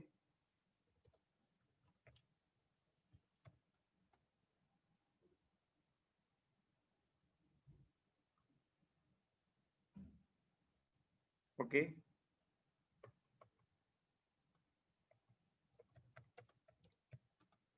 Okay, that's great. Because why? Because my dear friends, why I've been asked this is very important, because we have to define, we have to evaluate which are the systems, which are the process in my educational system. As a process owners, as a HODs, as a deans, as a principals, I have to know which are the systems I need measurements, value. After getting the values, I can able to evaluate it, and I can able to find whether this has been working or not, and which are the areas I have to monitor. At time of monitoring, our interference will be very less. So monitoring improvement and measurement evaluations, great. And also, thanks for your reflection, sir. And also, in monitoring place, as a team leads, as HODs, our concentration or our involvement can be very less, very minimum. So we can able to concentrate on evaluation process or application process. So we, as a process owners, as educational persons, we have to have a two different shared process which are to be monitored and which are to be measured to make our job very easy. Next one is corrective action and preventive action. My dear educators, this is very important thing. In this 21001, they have been telling all our process, all our improvements should be based on preventive action one. What is differentiate between preventive and corrective action? Corrective action, if I have been done a mistake, if a mistake has been done at a particular department, it has been corrected, it is a corrective action. If the same mistake, it should not be done to entire college. At my entire college, the same mistake should not be done at any of my professors, so I can able to prevent it. It is a preventive action. So always go for preventive action. The last one is which is being needed, whether efficiency or effectiveness. We should have a list on this based on the job responsibility, job based on the profiles. You have to add a word called how much efficiency needed for this job, how much effectiveness has been needed for this job role. What is differentiate between efficiency and effectiveness, my dear educators? It is very important. Once you have been incorporated monitoring, measurement, corrective action, preventive action, and efficiency and effectiveness, surely you can able to see at least 5 to 10% improvements in our process right now. What is efficiency and effectiveness? Can any one of us can able to help me?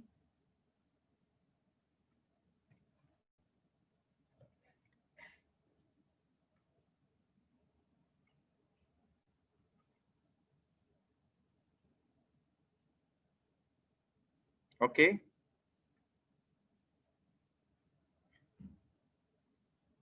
Okay. Okay. Why? Because efficiency and effectiveness is important. I have to know at what are the job roles and what are the roles I have to measure the efficiency. Efficiency, for example, if a student is been attending all the evaluations or the test assignment perfectly without fail, he is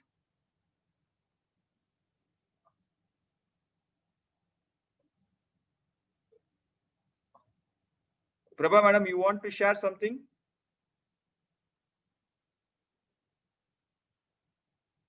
Surely you can able to share. Okay.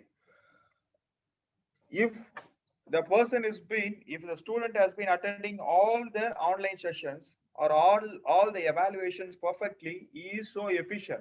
But irrespective of it, he can't able to clear the assessment. He can't able to pass in the assessment. He is not effective.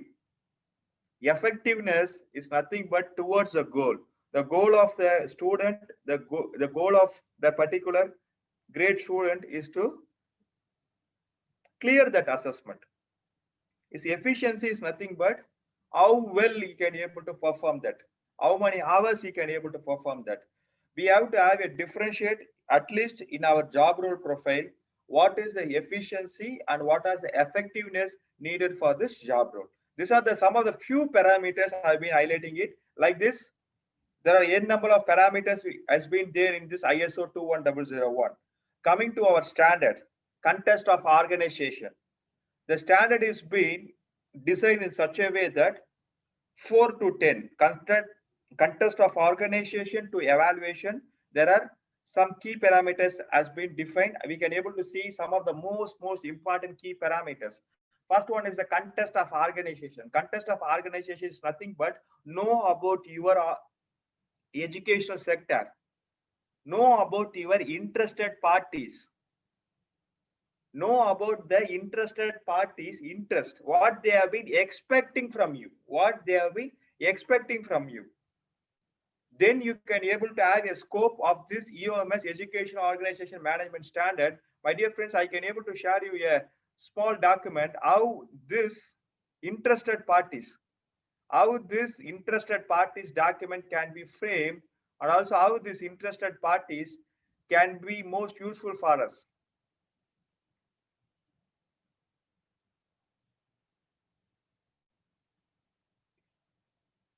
Can you able to see my screen, Excel screen?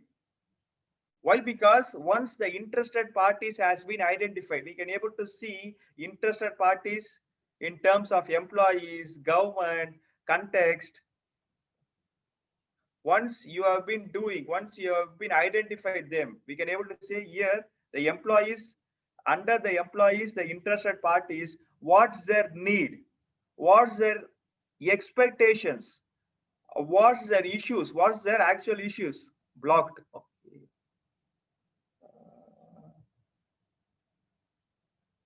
Can you able to see my screen now? I've been shared my screen. Anand sir, can you able to help me? Yes. Okay. Thank you. This is the interested parties, a template. The fourth session has been saying this. You have to find the interested parties of your education sectors, interested parties in terms of employees, in terms of students, in terms of trustees, in terms of context, in terms of your neighborhoods, interested parties in terms of your competitors. Once you have been identified it, you can able to have a template like this. What's the interested parties? Here the interested parties, we have been listed out employees. What's the need of the employees? What's their expectations? What's the issues? If this needs has been met, what's the risk has been involved? What is the impact? And how we have been, what is the cause and how we have been going to control it? Like this, once we have been having a template for all your interested parties, you can able to have a proactive, not a reactive one. You can able to have a proactive measures in your educational sectors, because I know as an educational leader, as a process owner, I know what are the risks can be involved in my department. For example, at time of December, we are going to have our evaluation process. Half-yearly evaluation process. It is one of the risks. Are we prepared?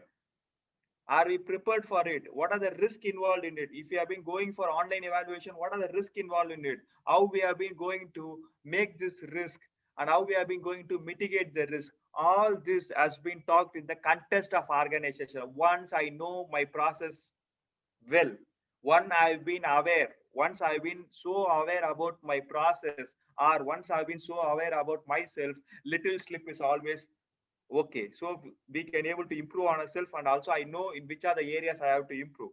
The next one is, my dear leaders, is the leadership. What's leadership has been telling? Leadership has been talking about mainly to focus on learners and their other beneficiaries, and leaders is been the responsibility of framing the EOMS policy. What's your educational policy? What's your educational management policy? And also very, very interestingly, my dear friends, now you can able to see roles, responsibility, and authority. Roles, responsibility, and authority of each process, and also each individual has to be framed on based on the leadership. I can able to have a small reflection on you. What's the differentiate between responsibility and authority? What's the differentiate between responsibility and authority?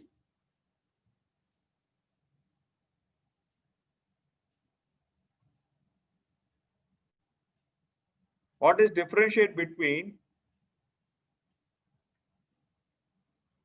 responsibility and authority? Okay.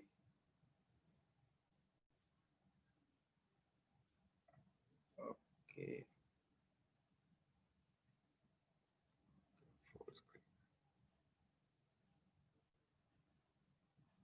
I hope now you can able to see my screen.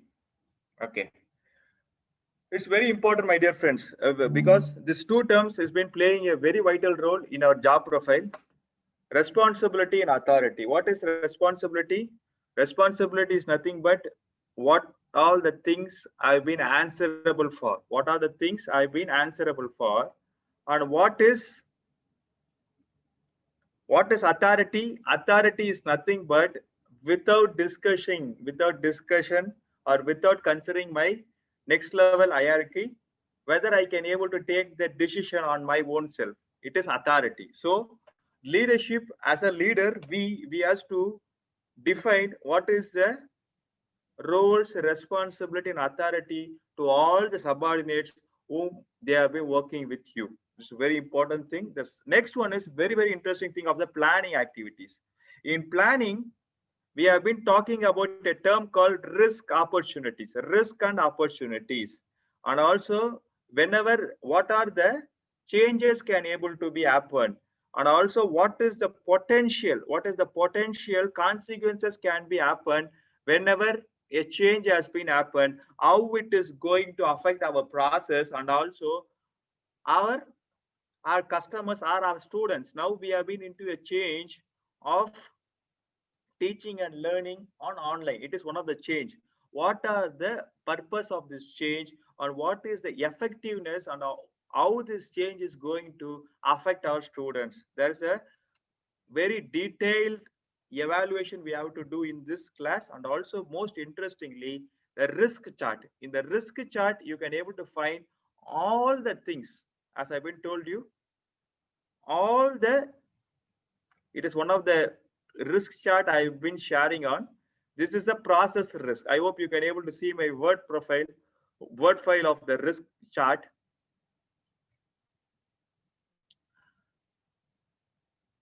These are the risks which has been highlighted: unplanned schedule batches, more number of students at a time, and improper training. And for this process, these are the risks.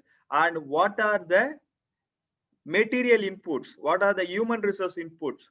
And what is the files? What is the documents we have been following it on? And what are the process indicators? What is the process indicators? How I've been going to measure the process? All this has been well defined. And also I know, as a process owner, I know what are the things I have to concentrate on. These are the key parameters I have to measure. Maybe 3 months once, 2 months once, is up to you. But once you can able to have this risk chart, it has been called as a turtle diagram, risk turtle diagram. Once you you can able to develop this, your 70 or 80% of the job is over, because you know what are the things you can able to see, and also in which area you can able to have your concentration. In the 7th class is been talking about the resources. Resources not only in terms of humans, not only in terms of employees, is been talking about the entire resources which has been needed for to make our process excellence. What are the resources I need based on human resource, and also based on the monitoring measures what I need. The next one is the competency. In this, we have been talking about a term called competency. Competency has been more effective. What is competency? Competency is nothing but experience, skill, knowledge, plus awareness about this standard. For each and every job role, we have to mention the competency required. Based on the competency only, all the faculty development programs, whenever we have been conducting the FTPs, I will personally ask the HR persons in the college to show the competency matrix. Based on that, we have to design our model of training. So competency is one of the important criteria in the resource class. And the 8th class is the operation. Here comes the world-class learning experience we have been going to have. It's based on the learner-centric. whenever we have been teaching, whenever we have been delivering our lectures, our course syllabus, we have to frame our syllabus academic based on the interest of the students. Next one is the user-friendly curriculum, how we have been going to design. And also in this class, they have been telling always, whenever you have been going to design a curriculum, or we are not a university, we have been following or affiliated to any universities. Whenever you have been going to deliver a lecture, or whenever you have been going to plan how you have been going to deliver this content, always ensure some of the learners, some of the students has been going to be a part of it, and also ask the suggestions also. The third one is the external player, my dear friends. Third one is the external players. External players has been mainly, it has been concentrating on how we are going to make our external providers in the sense, in this context I've been talking about those who are the persons who have been supplying materials, supplying lab items, supplying books, or those who are persons who have been managing our website. Like this, how we have been going to have a control over them, what is the mechanism in it. Next comes the preservation parts. I had a personal experience also. We should have a preservation standard operating procedures. If a student has been developed a project and he has been left his project, and if he or she has been coming 2 years back and he has been asking whether you have been, whether you are, whether I can able to see that project, at that time, are we in a position to give or show or demonstrate the project to that person? If it is good, that's good. And also, why I've been telling you is, most of the students, they don't know about the value of the project, what they have been done. But after they have been joining the firm or the industries, they may be in a position to come back to us and they can able to ask for a project. So as this class has been specifying, what is have been specifying is, always have a clear defined standard procedure, that how long I can able to preserve, how long I can able to preserve the belongings which has been needed to our learners.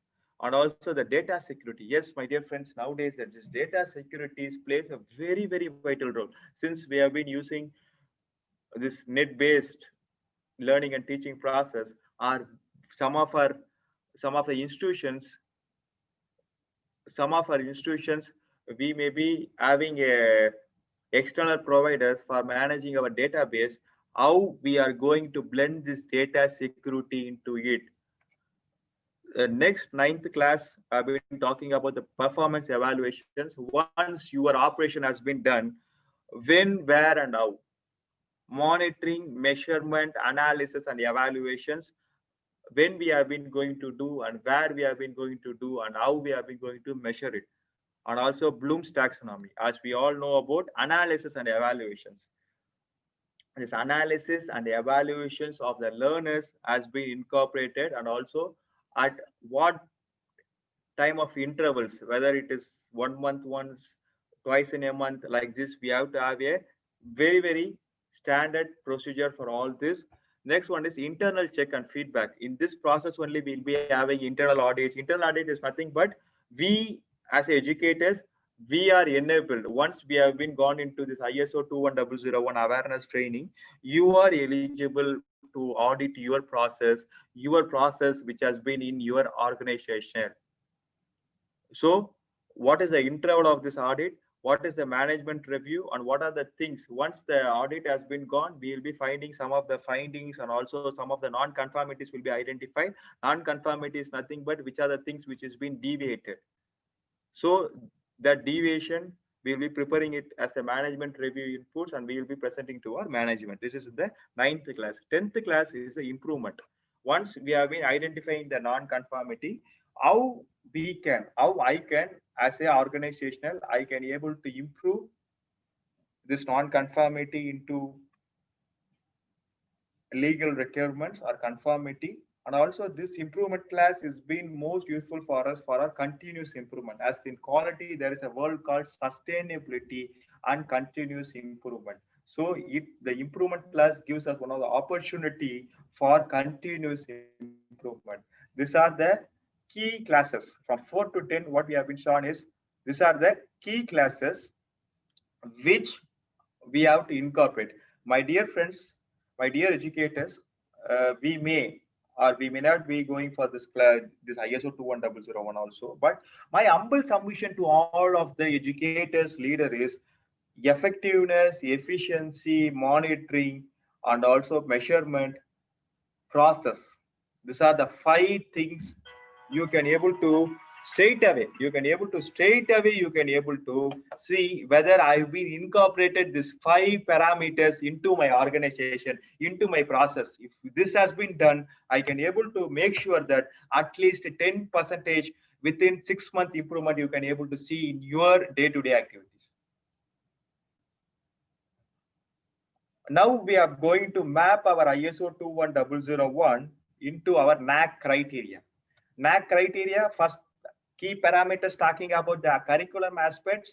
It is being talked in a very detailed manner in 8.3.2. 8.3.2 is being design and development of educational products and service. In this class, how you are going to implement this curriculum aspects. And also teaching, learning, and evaluation. Teaching, learning, and evaluation. It is one of the, I think, some 280 points has been there. It is one of the most important key parameters in NAAC. You can able to see how we are going to implement the requirements of this teaching, learning, and evaluation at performance evaluation class number 9. Next one is research, consultancy, and type of extension. You can able to see it under 10.2 continual improvement class. 4th key parameters is infrastructure and learning resources. You can able to see the implementation, how you can able to effectively implement this under support class is 7th class. 5th one is the student support and progression. In 9.1.2, satisfaction of learners, other beneficiaries, and staff class has been detailed, it has been discussed. 6th one is the governance, leadership, and management. It's been talked in leadership class. Last one is inventions and best practices. It has been talked more and how we have to implement it in our day-to-day activities. It's been dealt in 7.1.6 organization knowledge class. Stages of ISO 21001. Actually, I've been got this query at the starting of my presentation. First one is the gap analysis. What's the gap analysis? What's the requirement of this ISO 21001 and what is our current state? What's the gap between the requirement and also our present working state? This is the first gap analysis. I hope for this PSQC team can able to help them. You can able to contact them, and also I've been not sure, but I can able to say they have been doing this as a value-added service to many organization, education organization. You can able to contact them. Next one is a documentation. Documentation, the requirements of this global standard. Third one is the implementation. I've been based on a documentation. I've been going to implement in my day-to-day activities. Then is the internal audit. Internal audit will be done by ourselves and also the external persons. External persons will be coming and they can able to audit us. The last one is a certification. My dear educators, as of my consideration, first, second, third, and fourth is very, very most important for us. Once I've been strong up my process, once process is being done, everything will fall and we can able to have a sustainable growth into it. And implementation of educational organization management system. As of now, whenever we have been talking about the organizational chart, whenever we have been talking about the hierarchy, we can able to see this hierarchy model structure. We have been following it out. But once we have been implemented this educational organization management standard in a very effective way, surely we can able to have a change from hierarchy model to this mandala. This is a need for our my dear educators. organization chart should be a mandalas, not on the hierarchy models. I hope you can able to accept it. If you have been accepting, as of for my satisfaction, at least put yes or no in the chat box. Let's see how many of us has been accepting. A educational organizational hierarchy organizational chart should not be in this hierarchy form. It should be based on the mandala form. Each process, each individual has been having a link with each person. If one has been affected, it is going to affect all of us. It may or may not be suited for industries, my dear educators, but surely I personally felt that this hierarchy model should not be there at our education sectors. It should be in a form of mandalas only. Once this mandala has been established, once this mandala has been evolved, incorporated in our systems, we as a tutors, we as a professors, we will be doing our job in a very professional manner by upskilling our students, and this is going to benefit our nation in a very big way. So my dear educators, these are the resources which I've been used to develop this presentation, and the learning outcomes which we have been talked at the first of our session is why we need a shift from ISO 9001 to 21001, educational evaluation. What is the educational evaluation 4.0, and how this ISO 21001 is going to meet the global education standard, and mapping this global standard against our NAAC criteria, and how this ISO 21001 2018 is going to be most useful for us, how we can able to go for it. We have been shown the roadmap. I hope I have been met all the learning outcomes which I've been told at starting of my presentation. And thank you, my dear national builders. I always personally feels the professors, educators is being the national builders, and always aspire, transform, and inspire. Once, as a last note, once we have been having accountability in my process and continuous and continual improvement into my day-to-day activities, surely we can, as a person, once all this thing, accountability, continuous and continual improvement in my process, surely we can able to make our educational sector as a global standard. Thank you for this wonderful opportunity, PSQC, and thank you. It's over to you.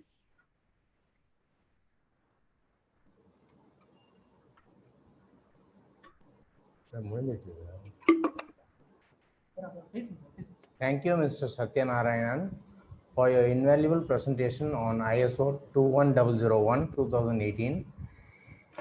As we always remind everyone that tomorrow is too late, yesterday is dead.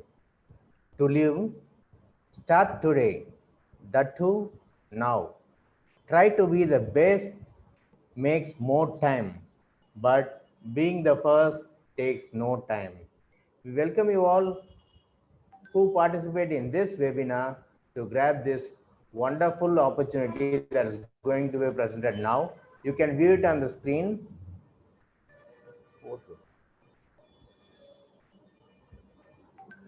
You can view it on the screen now about this wonderful opportunity, which will be presented by Emma.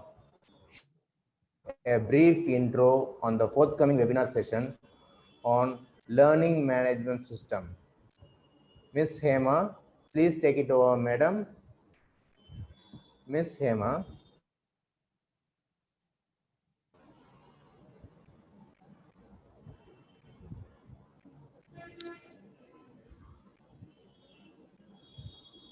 Hema, madam.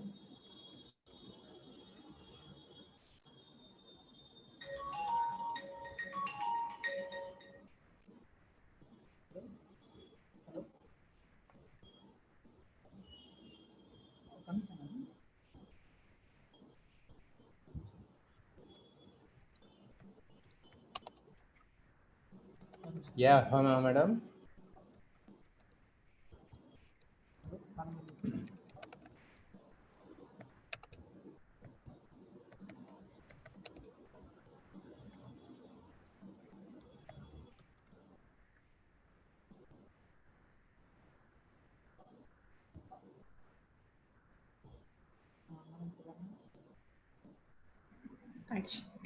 Yeah, Hema, madam. Yes. You can do it now. You can give a brief presentation Yes. on the forthcoming webinar session on learning management system. Yes. Please take it over, madam. Yeah. Yes. Good morning, all of you. So we are going to conduct a learning management system webinar soon on October 14th. So at this present pandemic situation, what we have been doing is how this LMS is going to be integrated with the global educational standards. Our research persons will be having a 2 hours sessions on this LMS, so which would benefit the education sector. Those who have been interested, you can able to register through the link in the chat box. It will be shared soon. So now you can post your queries related to this to Mr. Satya. So Mr. Satya, you can take over.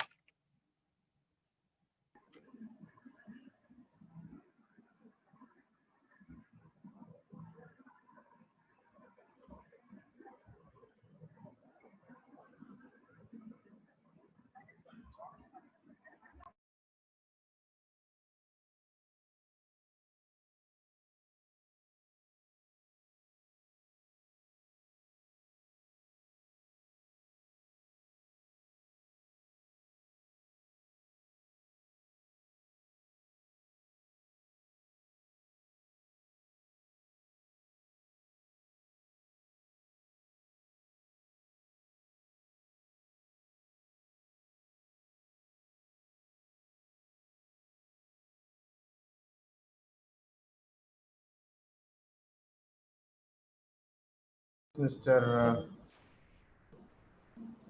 Any other questions, Mr.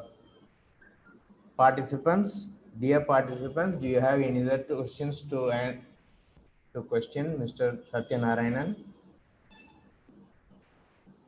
Dear participants, you can raise your questions, which will be answered by our legendary professional, Mr. Satyanarayanan.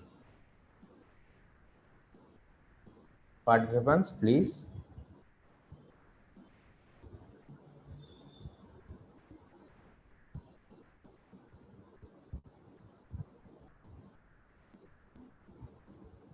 Dear participants,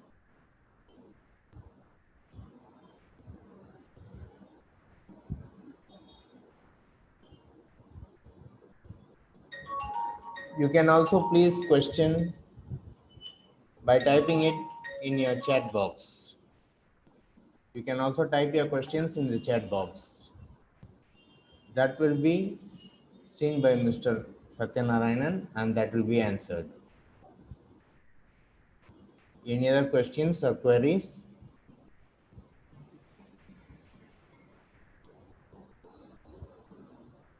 Satyanarayanan, sir? Sir, yes, sir. We can able to close the session. If they have been having any session, No, if there is any question that has to be posted to us, that can be posted through chat box, right, sir? Yes, sir. And also you can able to share your mail ID so that they can able to ask any queries in future also. Yeah, exactly. Please, you can visit the website. You can visit our company's website, PS Quality Certifications. And if you have any queries or questions regarding this means NAAC, NIRF, or ISO 21001 2018, you can please post your questions by mail or in the chat box. feedback list, feedback link samples. Dear participants, we are requesting you kindly to give the feedback on this webinar in the feedback link that is shared now to you now. Please, you can, I repeat, please, dear participants, you can register your feedback on the feedback link what is being sent to you now in the chat box. You can visualize in the chat box. Satyanarayan sir. Yes, sir. Tell me, sir. Sir, 2 questions. We have 2 questions that has been asked by the participants. One from Sureka Penki. If someone has not submitted AQARs, are you hearing, sir? Please.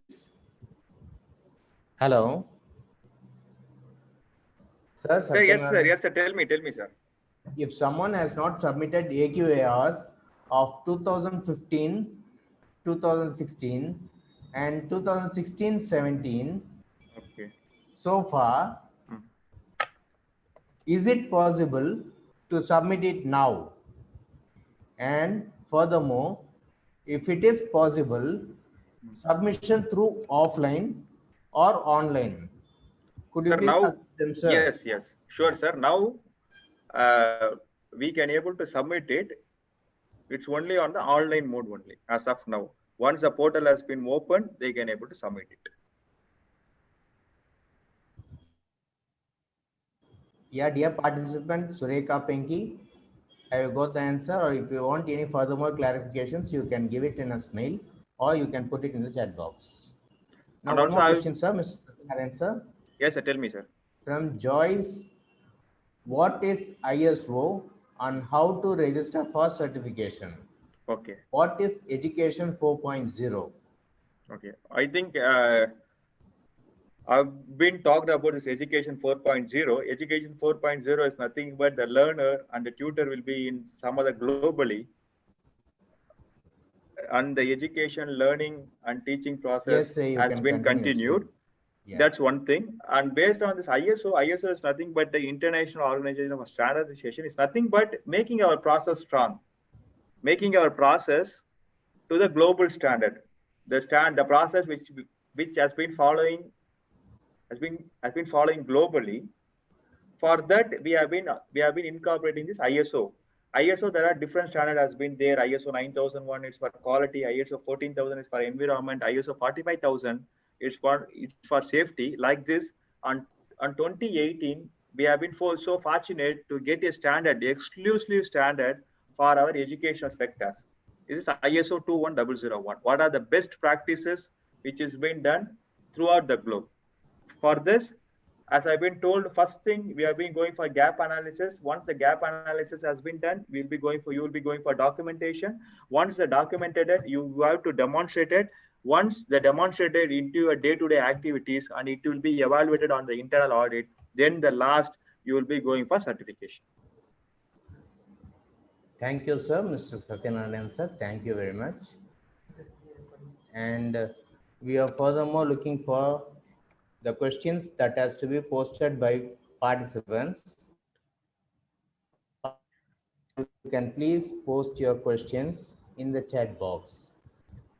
Definitely, we will be having a discussion on your questions.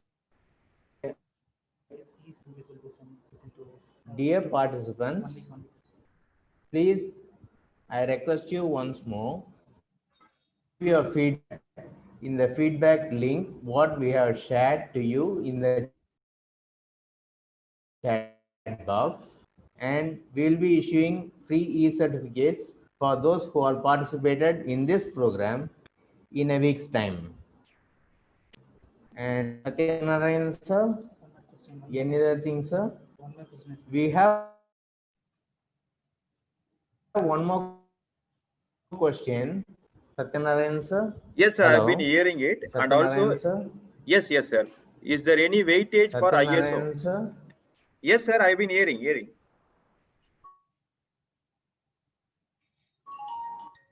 Hello. Have you seen the question in the chat box, sir? Yes, sir. I've been seeing the questions. Yeah. I can able to answer it. Yeah. Yes, madam. There is a weightage for this ISO. Whenever we have been going for this internal quality cells. Okay. Into your organization, their last criteria 6.5, I hope 6.5.6, whether your organization is being opted for this ISO 9001. There is some weightage has been.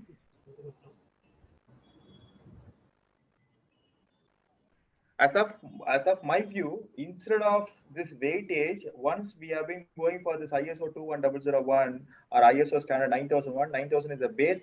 From that, you can able to build 21001.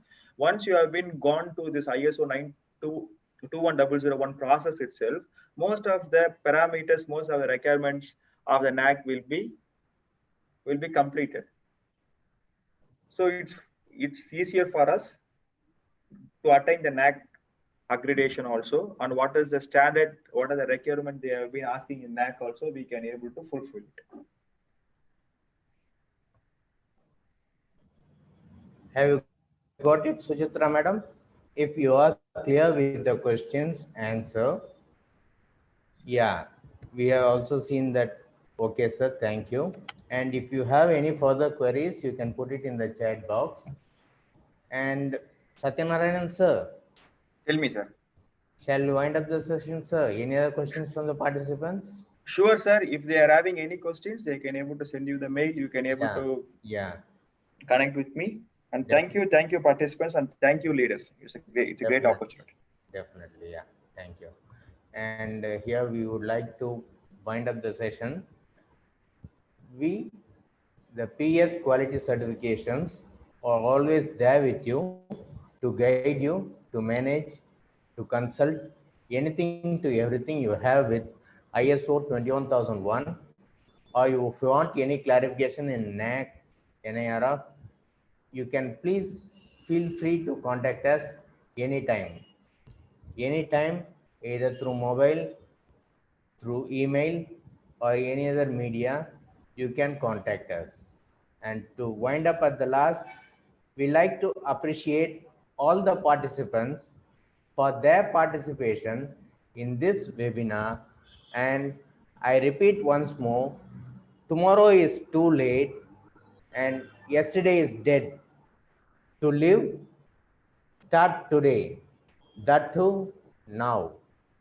Try to be the best takes more time. Please think, trying to be the best takes more time, but being the best takes no time. So be the first to register, be the first to get into the act, be the first to get the certification, be the first to pass the basic requirement that is required for ranking. So in this pandemic situation of COVID-19, you can change or challenge to the opportunities. We, the PS quality certifications, are here to change the challenge to opportunities. You are always welcome.